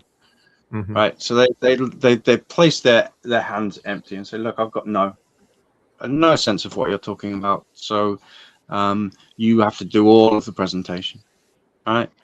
But they've got a God in their back pocket, haven't they? They have a God, and it happens to be a bad one. It happens to be either unbelievable or evil or both. They've got a bad God. To me, this is not atheism. If you have a bad God in your back pocket, you don't quite yet get to go in the atheist club with this item. This item is to be placed on the table for the bouncers to inspect, and they may take it out the back and put it with all the bad gods, because you are harboring an maltheism, dystheism, maltheism. Okay, maltheism means you've got a bad God. It doesn't mean you are without God. To be without God, you don't have a bad God in the back pocket or anywhere. The bad God goes where all the bad gods go, around the back. And you walk through a corridor where you have no God. And if you wish, you can go to the God shop and have a look. What's there? Right? You are free. Free. You have no God. You can go to the God shop. And if you've got a bad God, get a better one. No? Yeah. Or don't leave without a God. It's fine. Leave without, but don't keep a bad one.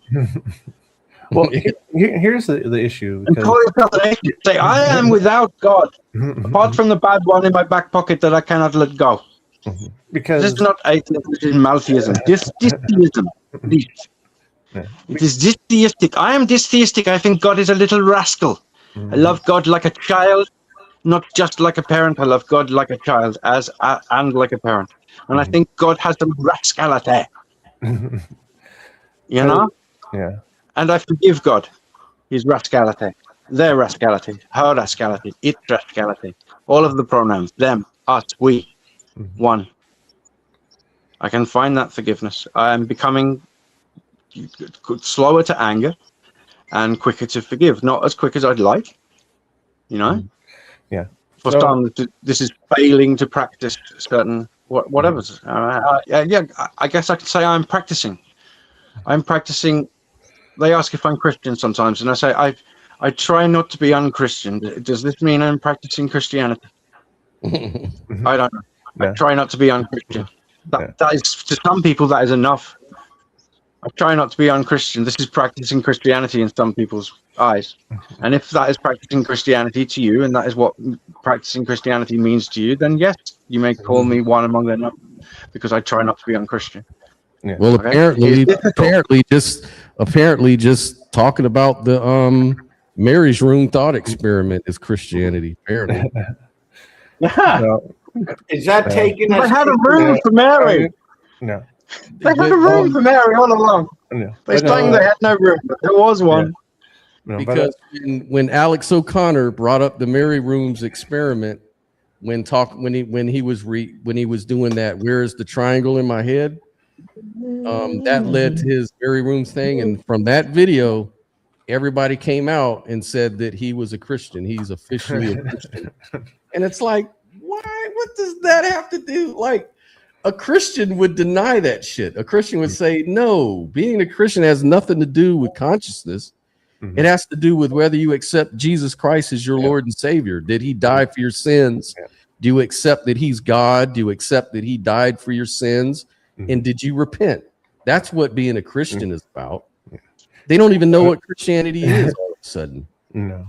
But no, Paul was bringing up a good point, though. Like, an atheist simply asking, how, it's up to you to define your God. Like, on its surface, there's nothing actually wrong with that question. That's a clarifying question. You don't want to straw man, the other person. But a lot of the times I see my fellow atheists, after they ask that question, they're hoping that, that the theist won't say. They'll either hope that they say what the traditional Christian God is, and then they'll be like, that's your God is a fairy tale and blah blah blah. Or if they go with the non-traditional definition of God, they'll say, oh, that's not a God. and then yeah. Or they'll just say, I don't know what a God is. What is a God? And no matter what you say, it'll be looked at as vague. Like the reason I say that is like there's this guy in California when I lived out there, and he used to ride around on a skateboard. And what was his name?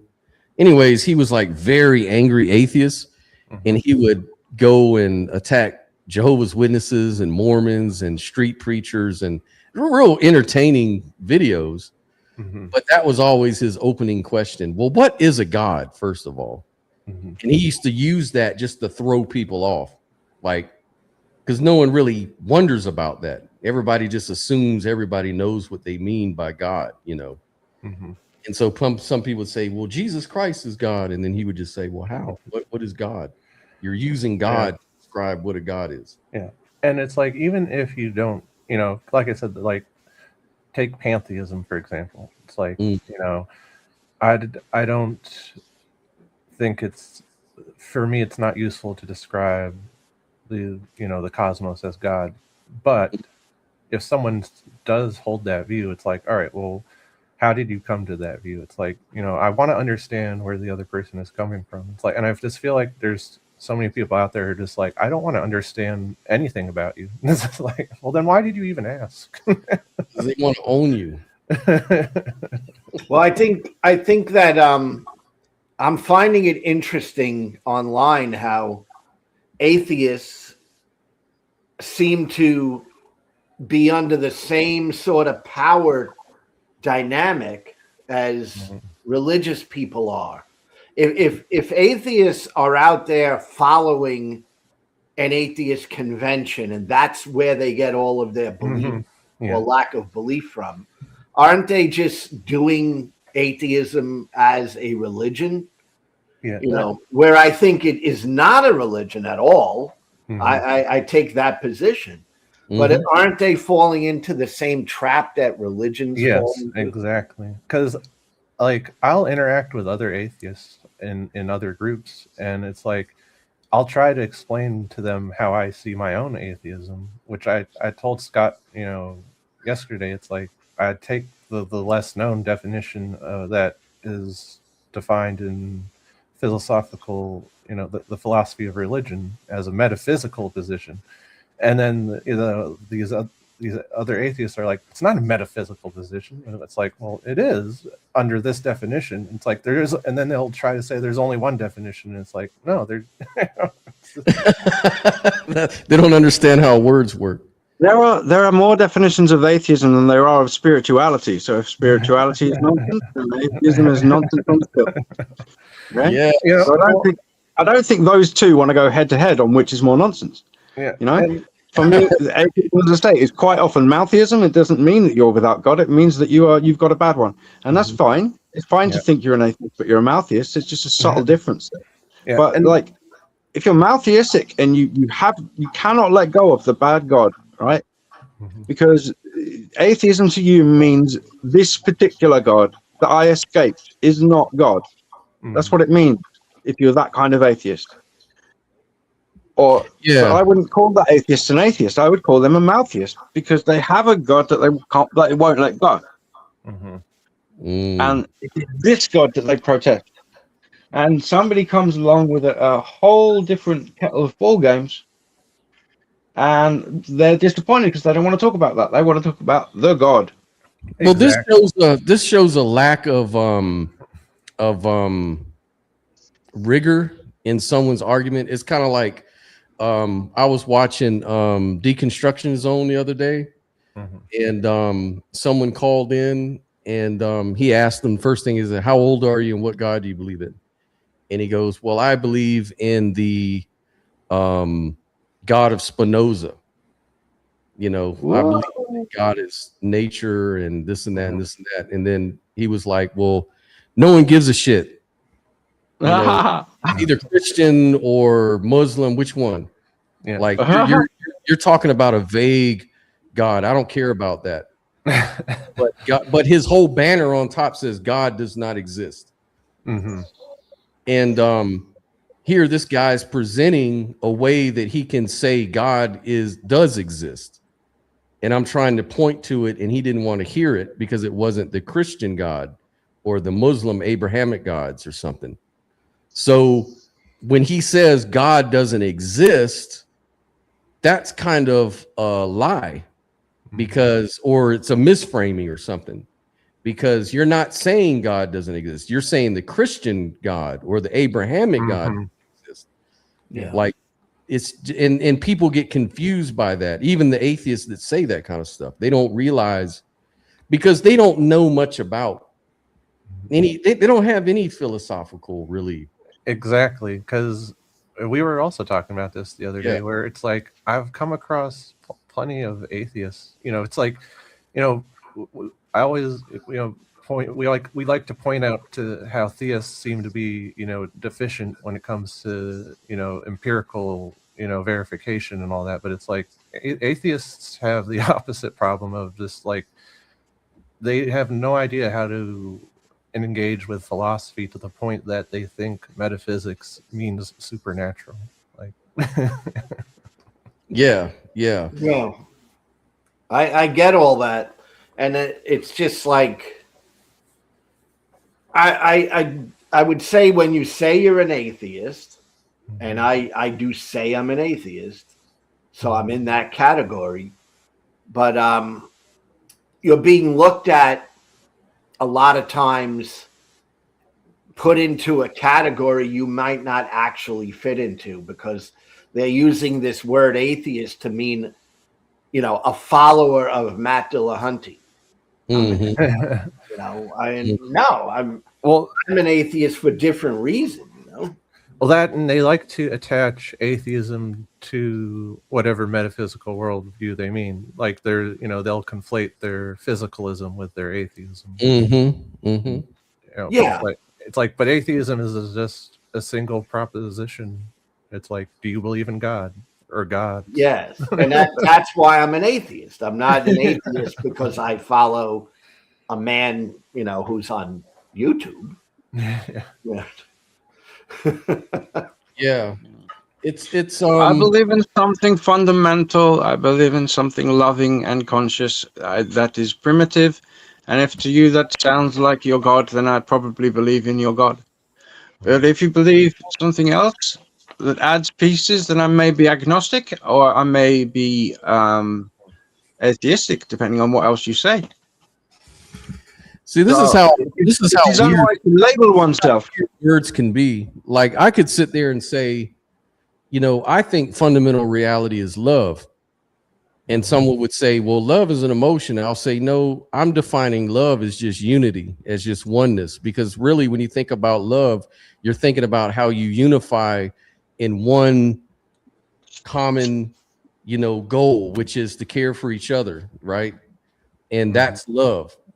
It might not be romantic love. It might not necessarily be agape love or something like that, but it's really the basis of love, which is that unity of one, right? So I could say, well, if reality is non-dual, then I think reality is love, which makes sense, because then it gives me ground for showing compassion and empathy and everything like that in a philosophical way. But so in that way I could, but that's not really, I don't think that's what people mean. Like, people don't mean that. They mean God is love because God answers your prayers, and he cares, and he does miracles for you, and he gives you gifts, and he gives you things you ask for in prayers. And that's not what I'm talking about, though. Yeah, like, under certain concepts of what God is, I would be considered a theist. Like with Jordan Peterson, with the, if God is the highest hierarchical value that you hold, then I guess I believe in God. I've just Spinoza's God. I probably buy that.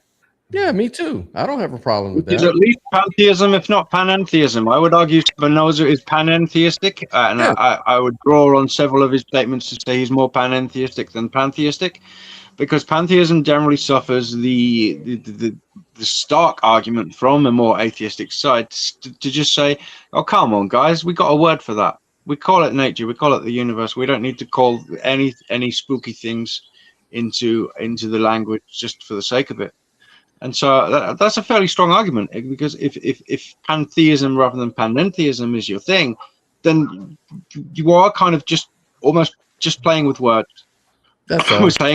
It's like saying whatever exists is what we will call physical, and that's just playing with words, just presuppositionalism. But they'll say, what they'll do, the argument that I've heard before is they say, well, yeah, you're right on one in one perspective, you're right, but on the other perspective, meaning and value is subjective. So if I subjectively find meaning in calling the universe God, that's my right. And that's where I ground it, because it's given me meaning. It's given me, and that's all I really need to justify. It's kind of like, the argument, well, how do you know it's wrong to murder babies? And they'll say, well, what do you ground it in? It has to, for you to say it's wrong, it has to be grounded in something like God. Like, how do you know it's wrong without God? And then another philosopher could say, well, I just ground it in the fact that my nature is to see murdering babies is wrong. It's just that feeling that I know it's wrong. And that's all I need. I don't need anything beyond that. Like, that's the non-contingent truth. That's all you need. Yeah. And it's the same thing with anything you talk about, whether it's pantheism or whatever. It's like, and all you need is what, does it, are you grounded in your feelings about it? Yeah, sure. What's wrong with that? But see, people in today's society, we look down on feelings. We look down on subjectivity. Somehow we got it in our heads that doesn't matter anymore. But I'm like, I don't think so, because if you're consistent, then you would realize that our whole fucking society depends on our subjective feelings. Because if we didn't all subjectively feel like killing innocent babies was wrong, then we'd be fucking fighting about that. Like, we shouldn't murder babies. Like, who would disagree with that? And then other people like, how do you ground it? What's your grounding? Maybe the difference is if you live in Sparta in the wrong century and the baby has a deformity, which will mean it won't be a soldier. Yeah, there you go. Then there are certain protocols that you might not want to push back against under those circumstances, particularly if you are not yourself very martial. Well, murder. That's why I picked the word murder. Is unjustified killing. Yeah, and personally, just for me, like the whole, is there a God, or not a God? Like the conclusion has become far less important to me.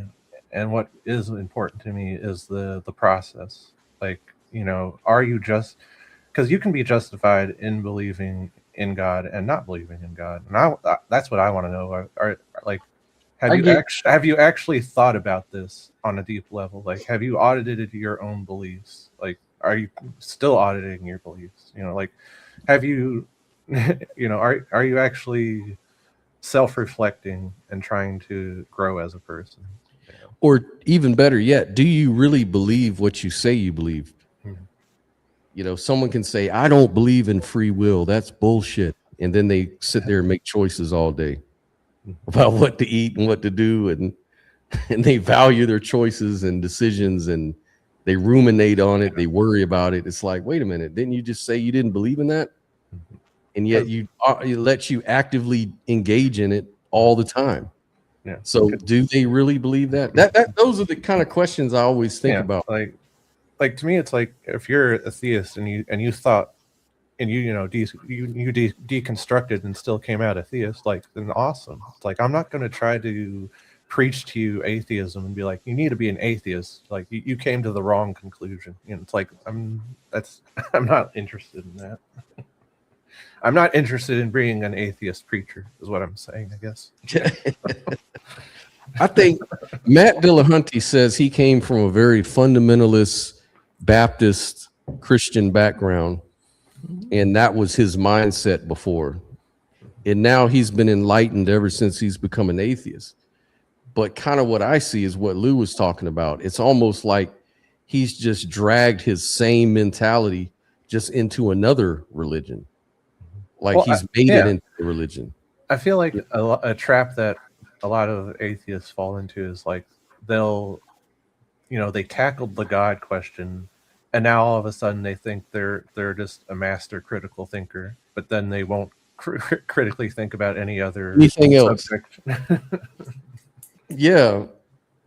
Well, you're talking about putting yourself in another box. Mm-hmm. Yeah. Come out of one, and then you go, no, now I'm in here. Yeah, because like to me, it was like when I finally came out of theism, like to me that opened the door to everything, questioning everything else. It's like, oh, is my belief about free will justified? Is my belief about abortion justified? It's like all of a sudden I'm just going down the dominoes and seeing if any of it actually sticks, And then, I'd say most recently, my belief in physicalism was, finally shaken loose. And while didn't land anywhere else, and I'm, an agnostic now, it's like. But you're a non-physicalist, so that's a huge thing. Yeah, like it's, to me, it's like I can't. People become too dogmatic about certain things, and to me, it's like that's the issue. Whether you're an atheist or a theist, it's like that dogmatic thinking of you can't question this or else. No, that's bad. And here's the thing. There's a word or two words that I support, and it's a word two words you need nuance to fully embrace, and that is free thinking. Mm-hmm. All right. Free thinking, it doesn't land on a particular, all right, but it encourages free thought, thinking for oneself, right? Yeah. And evaluating these things to the best of your ability and not being dogmatic, right? Because if you're ultra dogmatic about something, how could you say you're a free thinker? How could you say you're open-minded? Exactly. But now you've just made free thinking your new dog. Oh my goodness! So, what that reminds me of the people who are like, but you have to tolerate my intolerance. It's like, no. Yeah.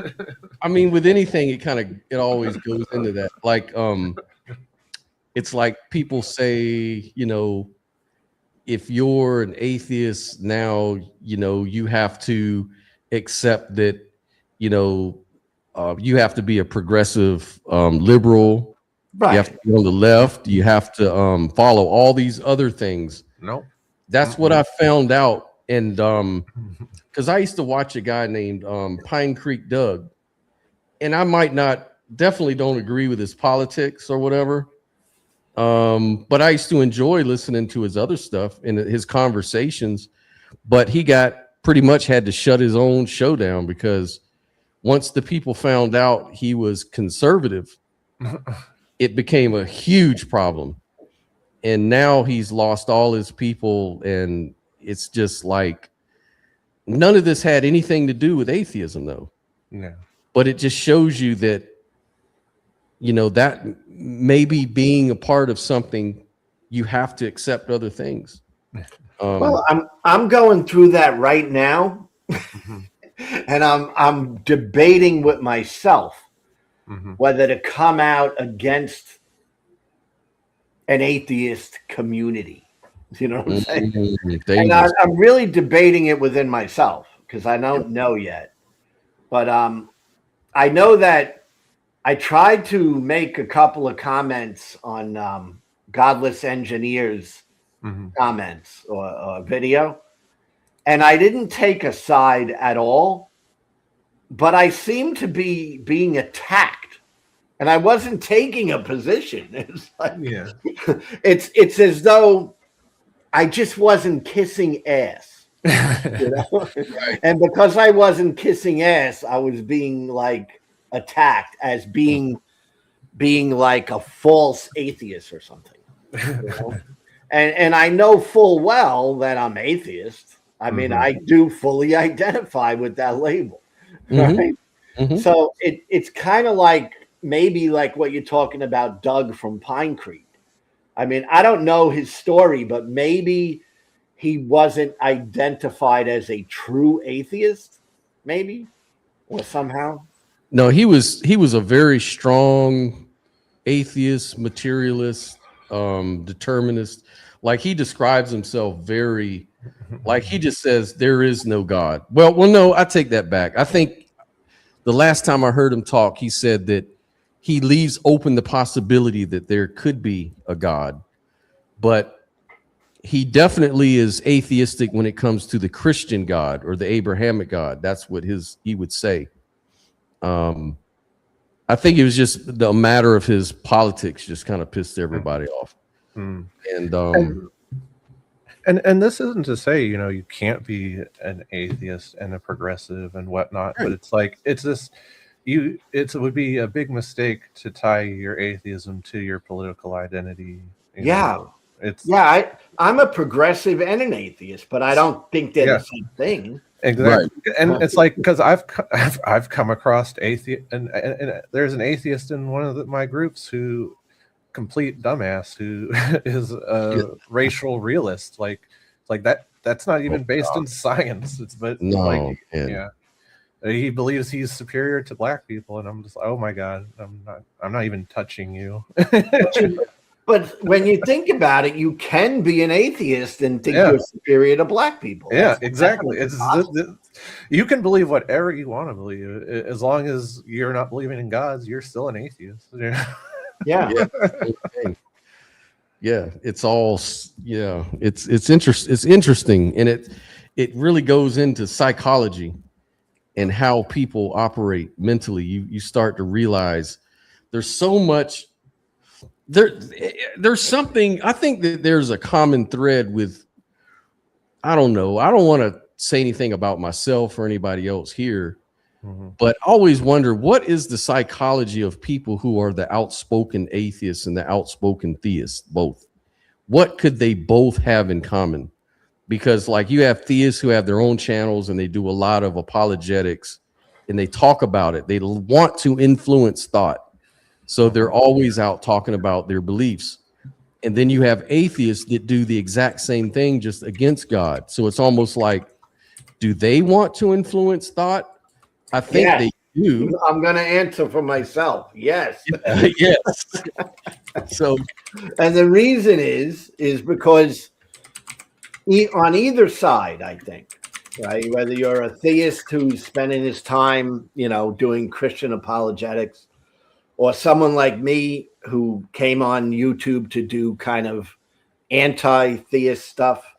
And the bottom line is, I think you actually think your way of thinking will benefit mankind. I think that might be the reason. And, and there's a lot of stuff that I observe within myself. Like I always think that I'm the good guy in my own story. I'm always the hero in my own story. So I'm always the one who's thinking, I'm always the voice of reason.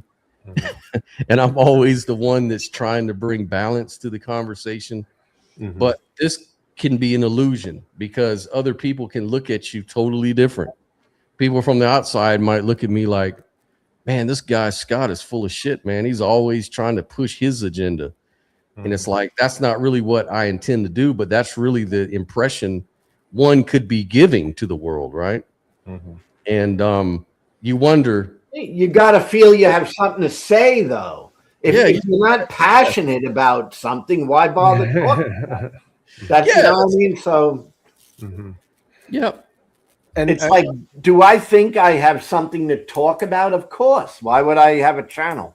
Yeah. I mean, there's a reason. And the reason is I want people to be exposed to my way of thinking. I really do. I mean, I'm not going to run from that. Yeah. And why not? Where's the shame in that?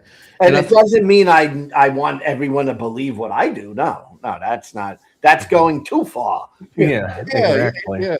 That's why I always answer your question, Lou, when you say, but do you see that as the final absolute answer? And I always say no, because I don't want to be I don't want to come to a final absolute answer. That's the whole point. I'm only saying what I'm saying passionately because I'm trying to throw salt on the other side.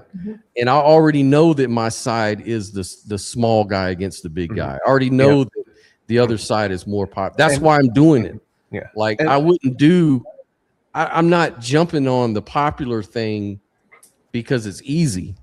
It's too easy. I'm jumping on the hard thing because it's hard. Yeah. And someone has to stand up and represent that side passionately so that you get the that point of view, because it would be kind of stupid. Like I was telling Stephen Hoyt, like he was saying, but your channel's all about idealism, non-dualism.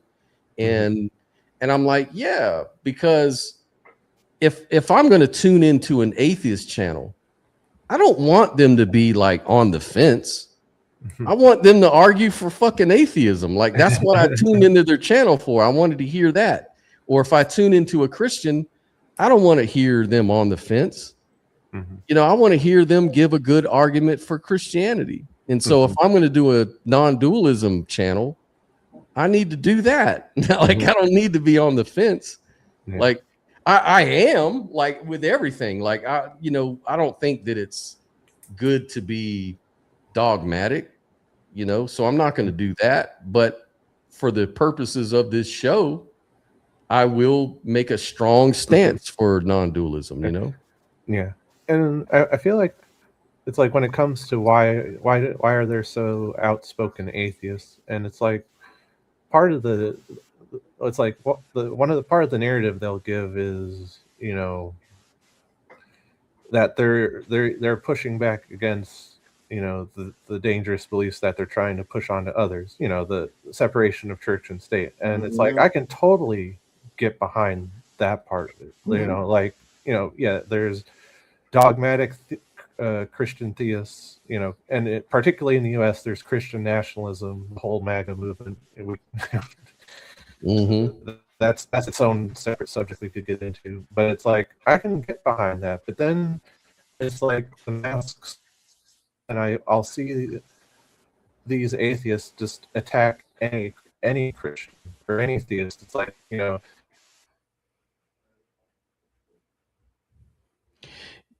you kind of cut out, but like Lou, you're toying with that idea. I am. I'm really seriously toying with it because I'm go back and forth on it. It's like I'm literally like in the middle of deciding, should I actually come out against an atheist group? I don't know yet. Well, you learn something through the process. That's one thing you're going to get out of it. Is one thing I've learned by being a sore thumb out here with this shit is that you get a lot of flack from the atheists, which you can expect. But what you need to do is pay attention to the details, like pay attention to how they're arguing with you, pay attention to what they're really disagreeing with you. And you kind of learn some things. And then what really the weird effect, and I try to make sure that I keep it in check for myself, is that they'll kind of push you into their opposing thing. Well, did I get cut off? I've been very tempted to lose atheism just out of a reaction to the way I'm being treated by atheists. Like the fact that they're so hard on me about my other stuff makes me resent that. And it's like now I start realizing why people dig their heels in the shit. Like it's their way of arguing is to make it personal and to piss you off. And when you do that, it makes you want to dig your feet in just to spite them. Yes. And then you find yourself in opposition to atheism all of a sudden. Yes, and the thing is, I'm not against atheism. That's what I'm. That's the problem. That's what I'm telling you. Is you're going to learn that. You're going to learn that. Wow, now I see why Christians are so stubborn. It's because we make them stubborn. We make it so personal. We piss them off. What do we expect they're going to do? It's kind of like it reminds me of that comedian that said, this black guy. He was like a comedian, right? Now I'm gonna let you speak, Nell. But he said, you know, I have a problem with Obama, but God damn it, if all these white people would just shut the fuck up, then maybe I would be on your side. But because y'all keep coming off against Obama and then conflating it with black people and stuff, well, I have to defend Obama. But secretly, I'm kind of with you. But you make me not join you because you're so inflammatory, you know? And I don't really agree with that, but I'm just saying that is a real feeling that happens, you know. But go ahead, Nell. I'm sorry. No, I was. What was the last thing you heard me say? Because I got kicked. Yeah, it cut out all of a sudden. I think you were talking about how you were talking about dealing with other atheists, though. Yeah, because it's like I can get behind the atheist groups when they're like, you know, trying to defend against Christian nationalism and, you know, the whole MAGA movement and all that. And it's like, you know, because it's, you know, separation of church and state, that's important and foundational to our country. But then to me, the mask seems to slip off, though, when they start going after theists who actually agree with them. It's like, you know, there's Christian secularists and Christian progressives who share my values, but these outspoken atheists will still call them stupid and dangerous. And I'm just like, what the fuck are you doing? There are more people on your side. Yeah. You know? Well, it's like I'm an atheist. I'm a strong atheist. Okay. But if I disagree with a more influential atheist, I get jumped on, and I'm not even really making much of a stir. I'm actually trying to stay out of it, but I just make a comment and boom. It's like, you know, you're not an atheist. You're not the atheist we want, right? That seems to be what's happening. Is that you're not the type of atheist we want here.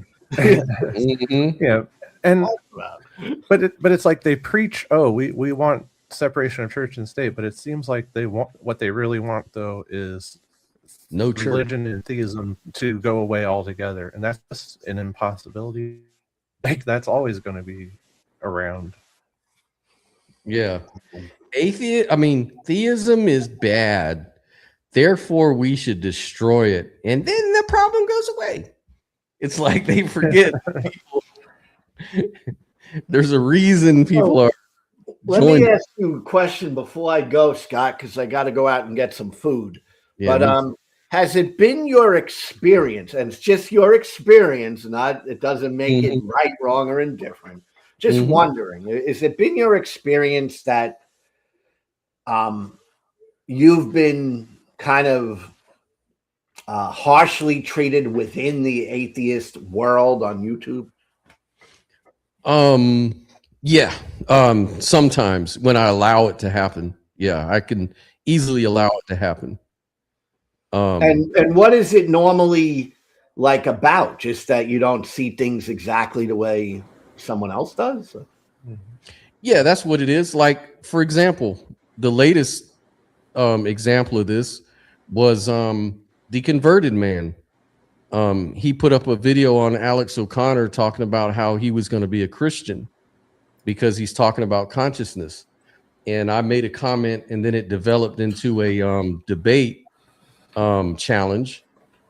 And then instead of doing the debate, he decided not to debate me for some reason. But he did make a video about me, and he called me a name. He called me the local madman on YouTube. That's what he called me. We have a local madman on YouTube that's you know, so he attacked me, and then he called me all these names, you know. So it's like that has nothing to do with atheism, but it was enough for him to, you know, deride me for it, you know. So can we say, and can we all agree here, that atheists can be really not good people as well? Yes. And yeah, no, totally. Because It's like I'm just trying to have interesting conversations with both theists and atheists, but it's like when other atheists look at me having normal conversations with theists, they're like, "What are you doing?" It's like, and then they try to other me. I'm just like, yeah, it's like you're doing treason, right? yeah. You're betraying the community. Well, that's what I'm saying. I made a couple of little comments, and it's like it was on Godless Engineer's channel, and he's got a really big channel. You know, it's not like it's a small one, and I felt like a couple of little comments. It's like, you know, you're not good for this community. It's like, what? How am I not good for this community? I'm an atheist. I talk about these things. It's like ultra defensive of a certain clique, like a certain little group, you know. Look, a lot of the times, a theist sometimes used to come out and say, well, atheists are this way. Atheists believe this. And this is why I reject atheists, because they're all in the bag for the leftist, or they're all into denying whatever. And the atheists are fast to say that's bullshit, because atheist is just one answer to one question. That's all it is. They're quick to say that. And it's a wonderful response. It's accurate, it's truthful, and it kind of is fair. But as soon as you're a real atheist and you actually do have these different ideas, then the atheist calls you not a good atheist. And that's when they're being hypocrites. Yeah, or you're trying to hurt the community. Right. I'm not trying to hurt any community. Get it. What you'll learn is if you're a true skeptic, you're going to be hated by the atheists for the most part. And that's just the sad reality. And what I'm trying to say is you will be, if you really go out and you start being skeptical about some aspects of atheism or physicalism or some of the things that supposedly entail atheism, you're going to see what they mean. Yeah. Because to me, the mistake is that they're focusing way too much on the beliefs and not the values you hold. Because to me, it's like you can be an atheist and you can be an idealist, you can be a materialist, you can be a panpsychist, and we can get along perfectly fine.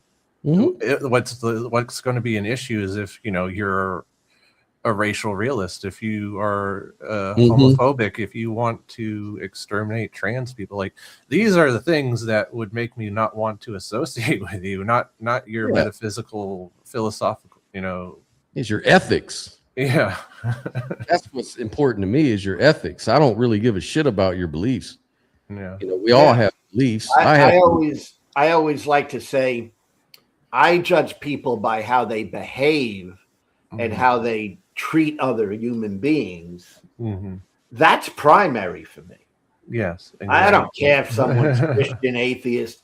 If you're an atheist that treats someone badly, you're not part of. I have no defending that. Exactly.